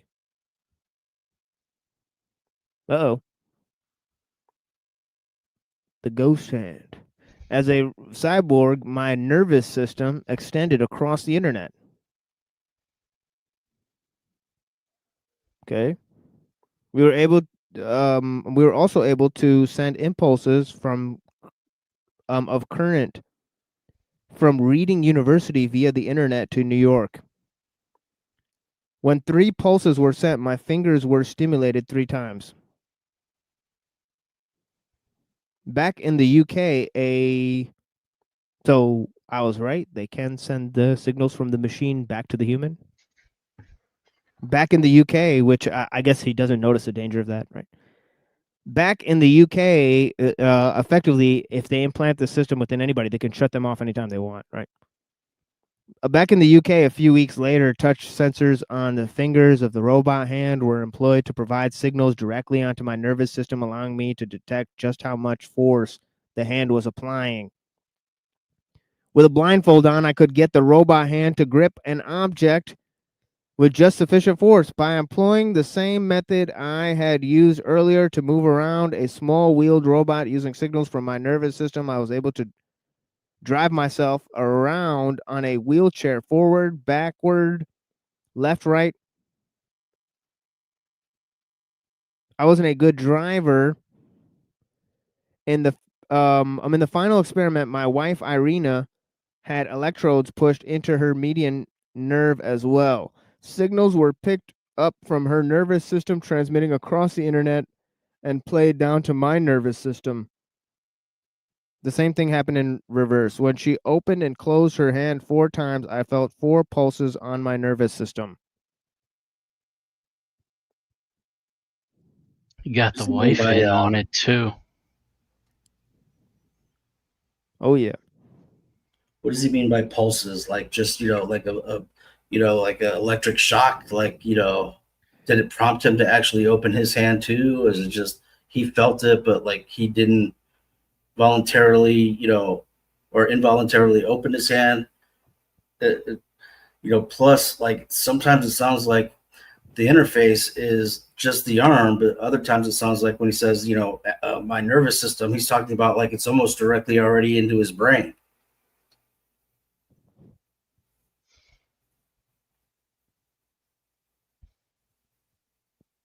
Yeah, he definitely would be a fascinating person to have a conversation with, to ask him just exactly all of this stuff, how it felt, what it was like, and how, if any way, anyone could have recorded that he had these sensations, right, through like some sort of electrical impulses. I think he's was hooked up to like some kind of EKG machine or something like that. But yeah, it's interesting. Not like how exactly did they measure the subjective feeling of him, feeling the pulses, right? It's a good Yeah, question, and then Dupree. the sixth sense of like basically having built-in radar. Yeah, I think Being that's able like I think that was a little bit of embellishing, right? I think he was. I think he was going a little bit of right. That radar sense. Yeah, like I'm a superhuman, bro. Just trust me, bro. It's like all right, going dude. nuclear submarine or something. It's like, all right, dude. It's like what you are is you're controlled by a machine, right? That's what you've been able to demonstrate, right? But yeah, so let's check this out. I mean, it says in this so it says in this way humans will be able to evolve by harnessing the super intelligence and extra abilities. Oh wait. Yeah, I skipped a bunch. Whoops. Oh yeah, we're at his wife Irina and the impulses she sent him. Okay, we had successfully achieved in a very basic way of the first direct human nervous system to nervous system communication. Okay, this is in 2002, folks. May I remind you? Okay, then he says, obviously, with implants positioned directly in the brain rather than merely the nervous system, this will result in primary form of thought and communication. Far from being science fiction, all these things are science fact. They've been achieved in practice quite clearly. The next few years, we'll see many more such trials, brain implants linking memory and motor functions of human brain to a computer are intermediate, our immediate step, sorry. But yeah, we showed on this show where a guy made robot arms for a girl, right, where she controls them with her brain. Right now, that a cyborg path has been successfully trodden, he says, the route to a cyborg society is definitely on the horizon. In this way, humans will be able to evolve by harnessing the superintelligence and extra abilities offered by the machines of the future. It would not be a case of robots acting against humans, but rather a case in which we join with them, he says. It will not be necessary for everyone to become a cyborg, he claims. There may be those who would prefer to remain human, and what will be their condition? If you are happy with your lot as a human, then so be it. It's your choice, he says in a rather ambivalent fashion. But remember this, he says, just as us humans split from our chimpanzee cousins many years ago, so cyborgs will split from the humans. Those who elect to remain human will become a mere subspecies. That's right. We're going to have to fight people who are combined with the machines, folks. With extrasensory abilities, a high performance machine, means of communication, and the best of human and machine brains, it will be cyborgs that take control. For me, there is no argument. My goal is clear. I want to be a cyborg, so we know what side he's on. Sounds like his mind has been co-opted by the cyborg too, like to join them, like total co-op. Yeah. He separated humans into two classes. He called one subspecies. He then claimed that you will be allowed to remain human, but that obviously these two will be in a totally different position, and he said what side he's on. So the question is, what side are you people on? Really good question, isn't it? Am I talking to humans or machines? Maybe these will be the space cadets, going out and these will be the ones that are going and mining the moon for minerals or, rare moons or whatever. But like, if it just is contained to our society now, who's not going to want to be enhanced, quote unquote, enhanced, just to compete?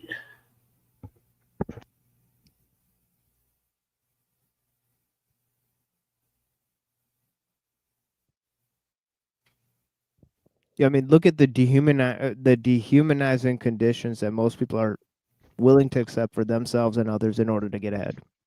Right now. I mean, it's simply staggering, folks. Right? There will be no question in the future that people will opt to combine themselves with machines, and that we will have to basically, fight to maintain our own humanity. Right? So, if that is what they are planning to do in the near future, and I think you should start asking the question where you stand and all that, because they said they're developing nanomachines, self-replicating. Their goal is to have them self-replicating. Their goal is to control the human nervous system and to send messages to people via radio signals. Right. So, and they've said that they've proved that all of this is already possible. Right. So what are people sitting around and doing? Exactly. Like, what's all their achievement? Are they trying to support technological progress? Are they trying to fight against people who are trying to combine with machines, or what's the plan here, folks? Right? I'm just one guy, right? So what do you guys want to do? I mean, I guess we're gonna, resistance is futile. Assimilation is inevitable, apparently. But one of the things he was talking about is everything he's talking about is kind of like an external manipulation of, say, environment or whatever. But if you have something like this going on in your nervous system and implanted in you, why not be able to send signals through your body, like to, control your diet, to send the right signals that would destroy cancer, or somewhat be beneficial to the body itself, because that has to be a part of it if the thing is supposed to survive with in a fleshly coexistence.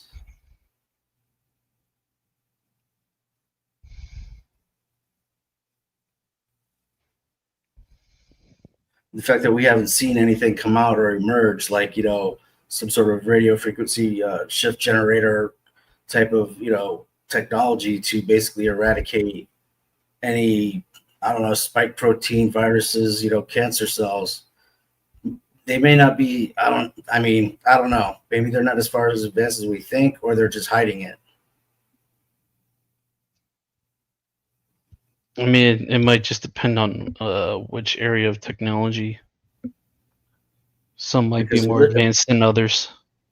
yeah, if there's a way to market and sell any of that, they're going to do it. That's for sure. Well, we all know that first it's used for military purposes and then it's commercialized, right? So, I mean, this is what's going to actually happen, right? And yeah, because being designed at a level, I mean,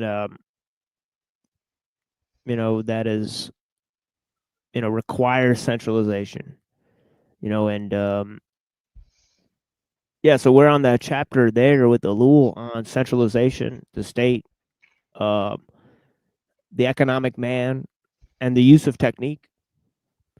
So that is where we'll be going next time with it, right? And tomorrow we'll begin a reading by Danny Hillis about creating machines that can think. He's trying to create neural networks, okay, that function separate from the human brain. So that's a completely different idea than cyborg stuff. Is the idea of artificial intelligence and creating the intelligence that could function on its own, apart from human intelligence, right? So yeah, so that is a whole separate idea, right? That we're going to get into tomorrow with Danny Hillis, who's part of the Long Now Foundation with Stuart Brand, right? So we're going to be taking a deep look at the ideas of.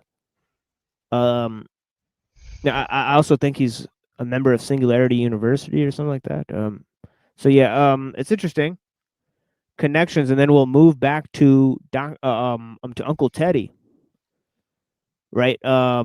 We've read some of his thoughts against the transhumanists. We'll continue with his views against Ray Kurzweil, right? So that's basically where we're at. We've taken a long look into ideas of Kurzweil, his notions. Tomorrow we'll look at or continue on with some of this. And I was supposed to read Kurzweil and Uncle Teddy, but I think I'll just save that for tomorrow. There's enough stuff to do tomorrow. We'll be doing a entire show tomorrow, covering Elul, the Tao Te Ching, transhumanism, right, as we've been doing right on this show, through a very long series, right? Basically combined with these Tuesday shows, right? There's ridiculous amount of episodes there, right? I mean, seems to be over 79 installments there, right? And each of those installments opens up 2 hours of information, right? That's extremely important for you guys to digest, right? Where I talk about philosophy, theology, political science, political theology, technology, spirituality, the occult. Okay, all of those ideas combined. Right. So I greatly appreciate you guys. Right. and joining me. Please check out the show we did yesterday exposing some of the online debaters. Complete clown shit over there. Okay. Complete total Fed behavior, actually. Trying to slander people and dox them and do all sorts of weird stuff, right? So, we've been cataloging a lot of that information online about how certain online groups are functioning, and of course, there's a lot of corporate espionage, gatekeeping. Okay, people working on behalf of the system when they don't realize it, right? And people that refuse to ask serious questions, they continue to create, um, basically distractions, dangerous distractions, mind you, right? And yeah, blessings to all the people that are here. I greatly appreciate your time. Okay, that's basically all we have. Let me drop the link if anybody wants to come up and talk. All right. And Yeah, man, you're the best breaking this stuff down. Like nobody else gets, down and breaks it down like you do. So I appreciate, what you I bring. appreciate you. So I appreciate you, DeFreak. The Diddy bots, the machines, like what's gonna happen when we combine our ego with a piece of cold steel? That's what is kind of scary to me. Like maybe it could go either way. You could be a total jerk or you could be like the nice guy, whatever. But like how is that going to be determined if they have agency? If they don't, well, I guess it's just a collective, like a Borg queen type, hive, hive, and then it's like, what do you do at that point? What's the purpose of your existence but to go out and try and like, assimilate anything else that's out there, I guess.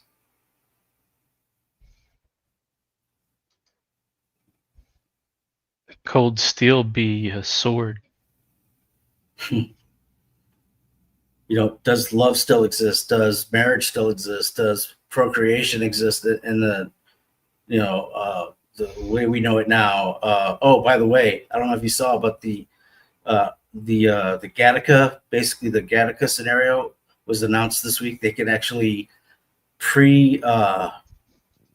certain genes before conception now between two adults, and make it kind of pre-genetically engineer before conception the likelihood of certain traits to be expressed. So like it's like in full swing, man. Genetically modified humans. Direct modification.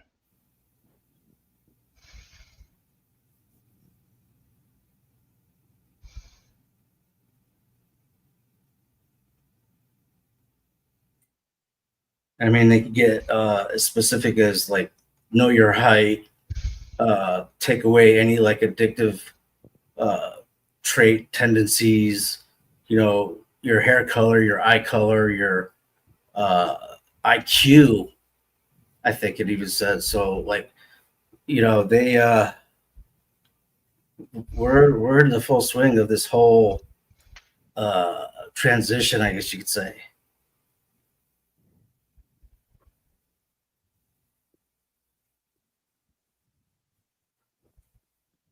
Is love just going to be a feeling that is pumped through your, neurochip or whatever, and like, oh, I feel good or whatever. I feel love, like I'm petting my dog or something, or is there going to be any affection whatsoever? Or is it just going to be, oil your joints and take about a 20-minute break and back to the grind of, harvesting, querying rock and, assimilating other species in the galaxy, something like that. I think that mankind needs to take a look in the mirror right about now.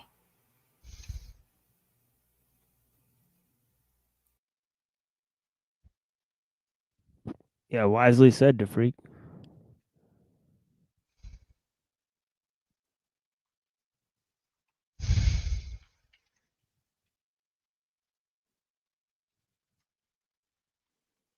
All right. So it looks like nobody's coming up. I appreciate you guys for being here with me. Would you guys like to say anything else to these people before we take off of here?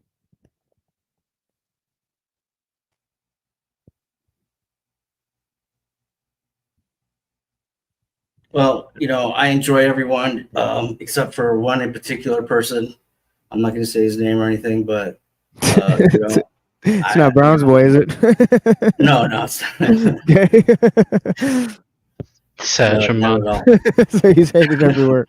Right. But I love him. But yeah, man, having fun on the YouTube stuff. So I appreciate everyone. So thanks for having me up. Yeah, peace, brethren. Yeah, thank you so much. And of course we'll be back tomorrow. How about you, Red? You got anything to say? Do not seek the treasure. Exactly. Do not seek the treasure of transhumanism. You can't kill what you can't see. The first step to blinding somebody is getting them to open their eyes. And the first step to seeing beyond the program is to realize how we've been programmed. And and the more free you think you are, the more likely you're actually enslaved.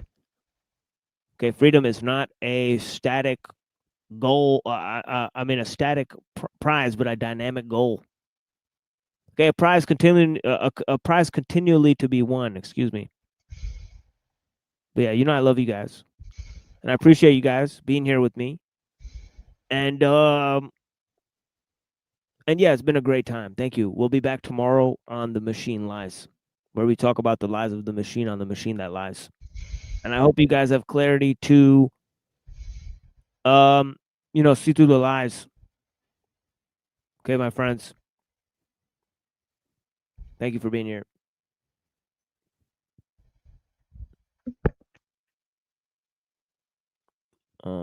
Actually, let me go with this instead. The Beast Vision.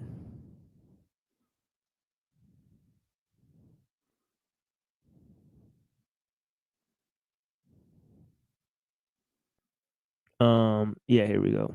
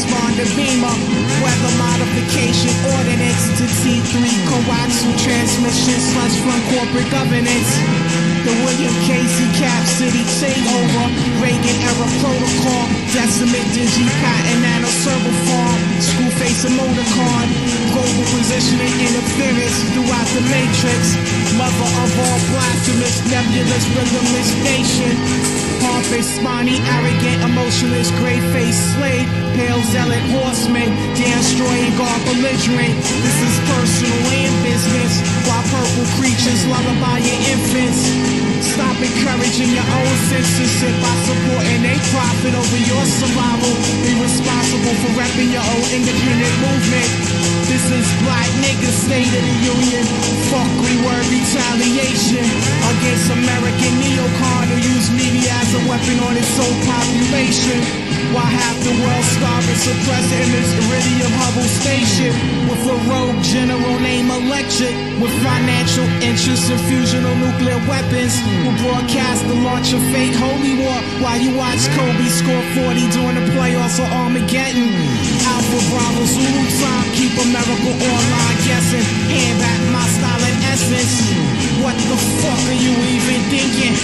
Cabbage Patch, Kentucky Fried Wicked, eat on my chicken. Don't worry, mommy, Nintendo served as the covert secret training. So why little Joey became a collateral damage sand trooper agent. Deep in the killing fields with Wacom as the only source of entertainment. The same little techno Autobots you watch crush each other for harmless enjoyment. And soon time will be on remote control protest crowd deployment. Titanium elbow jointed, cracking your primitive cerebral cortex. Got you uncertain channel surfing. Who's behind the control surface in certain bloody escalation tampaks? The true nature of the threat. Viciously rip free speech out the throat by clarinets. To keep Halliburton call out group profit in the dark. So every nuclear winter the Bin Laden and George exchange Christmas cards. Why do you think Saddam most trusted warring regiments called the Republican Guard? Demons fight demons on Beast Vision. Tonight at 5 after the presidential speech. Biblical Babylon fixation on dinosaurs, demigods, and winged creatures. Secret material DNA and all land walking mammals. The mind lose energy, developing cheap pressure. Bone compression process step by step. Sitting low in a microcosmic orbit. Internal exercise of the eye sockets. Receiving transmissions of mathematical substance. Proof the projecting dying in your living room is flat. Neo-national geographic man. Had a barbaric aftershock of the master plan. Blueprint of the matrix. Perspective already mastered man. Destined to destroy itself. Taking into info worship where Satan steals your soul from behind a TV screen. Enter accessories for 1995 plus shipping and handling. Trapped in the square spectrum of light by Superman's father. Slipping towards the biosphere of the earth atmosphere to the glass shatter. Antimatter. Deflecting asteroids from the planet using my photonic force shield. Animal bypass surgery. Helium 6 chip perfected isolated unification. First century television broadcast Christ execution across the Roman Empire. 666 Roman numerology engraved in the Pope's crown. 30 minutes of watching the false light reduce simulation of brain activity. All die. Please vision. Resistance is impossible. You said you were time travelers.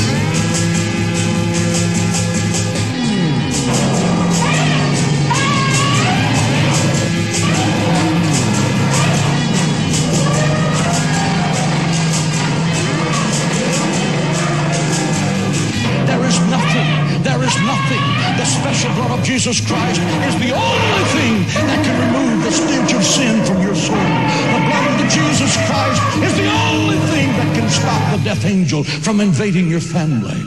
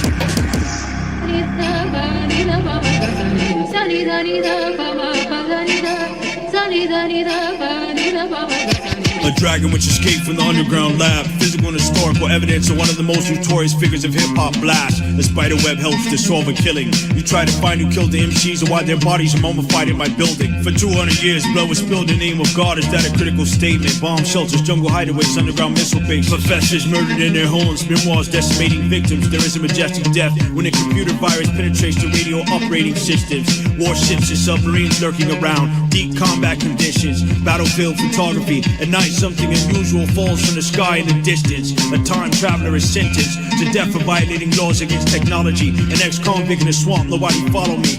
There have been the remnants of 1,000 explosions. Ghostly descendants arise from the old down from the mountains. I leave you broken.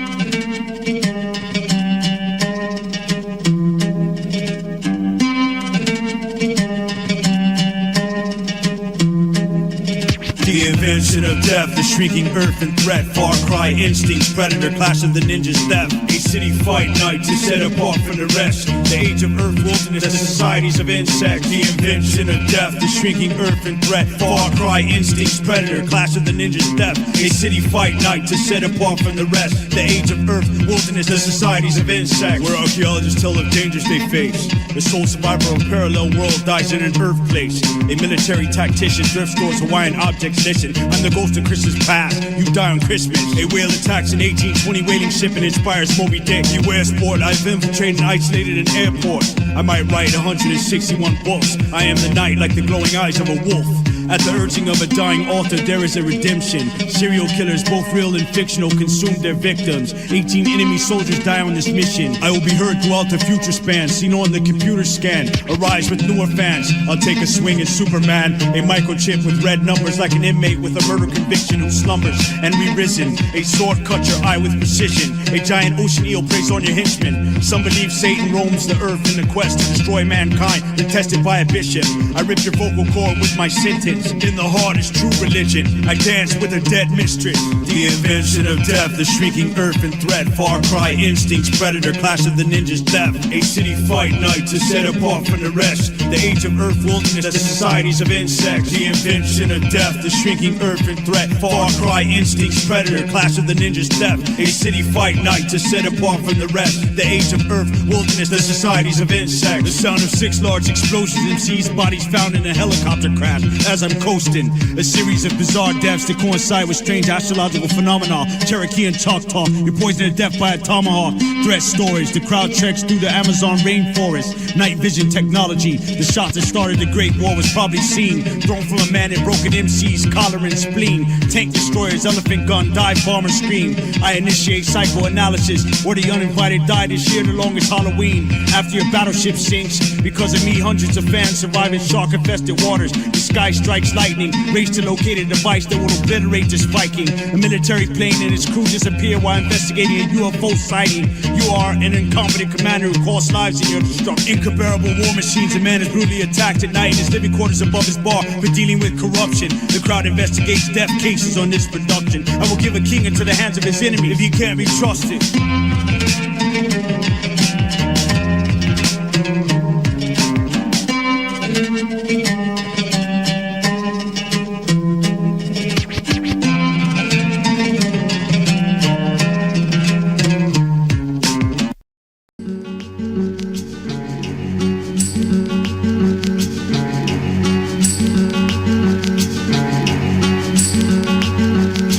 Of all supervillains, blood spilling to their descendants, the Divergent series Allegiant Diligence. I take over Fry's Electronics, consumer electronics company. I kill rappers in the countryside comfortably. Up shook, the place looks while I shatter your install messenger on Facebook. The death of Voltron, but he rises again from one of the world's biggest brooks. Tourist attraction, contraction, lightning action, causing a brain extraction. I do the exaction with fractions at your side distraction. You're impenitent, that means unrepentant. Obdurate, recusant. I murder you with all surgery inventions, abusive. I harass, laugh, and kill with chloroplast. Animal cells do not have chloroplast. I blast like a cannonball and explode. Great World War is taking place fast. I'm sharp-sighted at night, it's the discomfiture of titans. A robot monster frightening. I sock you through a diving helmet and you start crying. Well, what happens when I start rapping? Rappers shit themselves. Peace to Celts who rock pelts. You scream for help. I cause your musculophrenic artery to melt. Strong advocate of human rights like Eleanor Roosevelt. The rhyme explodes Orion's belt. No stealth, I'm overfelt. Where I dwelt, Darth Vader knelt. From word spelt, collapse shelf. You wreck your car, crash dealt, and die in a seatbelt. I kill a couple MCs in a tunnel. You crumble, your interface is pummeled. Your girl stumbles. Rappers are troubled by heart attacks in a huddle. You're disgruntled, the ground conks out under you. An asteroid trudges your group. Galactus hovers above you and smothers you.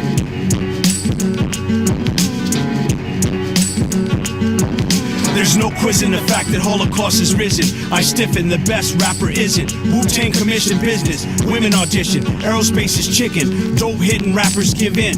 Listen, you've captured a pigeon in a shattered prison. There's no quizzing the fact that Holocaust is risen. I stiffen, the best rapper isn't. Wu-Tang commission business, women audition. Aerospace is chicken, dope hidden rappers give in. Listen, you've captured a pigeon in a shattered prison.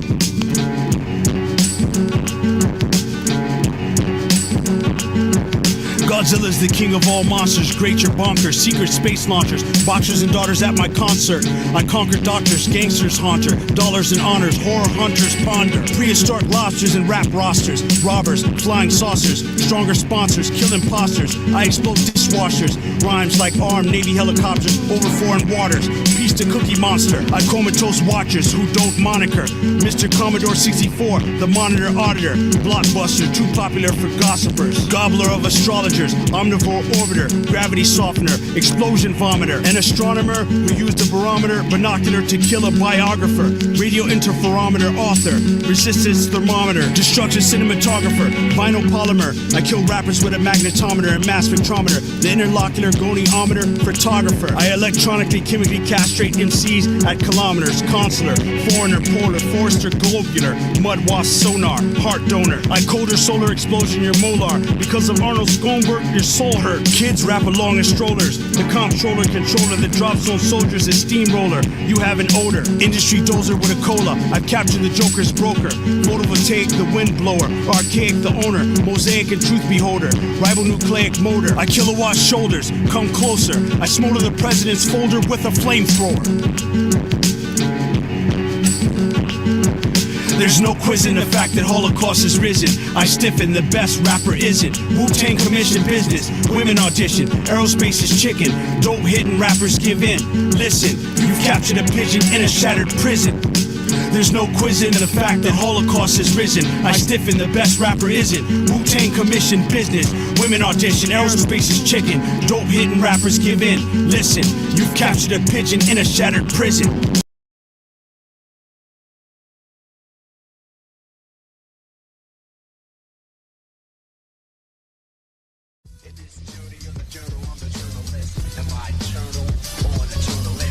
Every time I stop, it seems stuck. Soon as you try to step off the cannabis, the megalithic master craftsman, the closet meteorologist. Look at the clouds, a storm's coming. That's common sense. I think about this giant monstrosity. 10W40 blood viscosity, big enough to kill the whole colony. Block a low kiss on the oil leaking from the barrel drum. I did it all for dinosaur blood. The sky's falling, ocean levels rising from warming. Too much carbon, we all know the real causes. Jet planes in the skies are stalling. Dark night, riot squads are forming. Snakes are calling, rap jumping shit, but the water is boiling. Produce is spoiling, state of affairs appalling. Can't believe people still snoring. Wake up and stop yawning. Vengeance is mine in the morning. Speech, recognize speech. Mobile phone signals out of reach. Data plan says your talk is cheap. The king is a captive, trapped by his own inaction. Celebrated after global disaster. That's when Father Arthur Paul Parker was captured. His golden palace was collapsed amidst great ashes that were once wide green pastures where panthers, dragons, tigers, and rappers. He is but a man of minor stature, the megalithic master craftsman.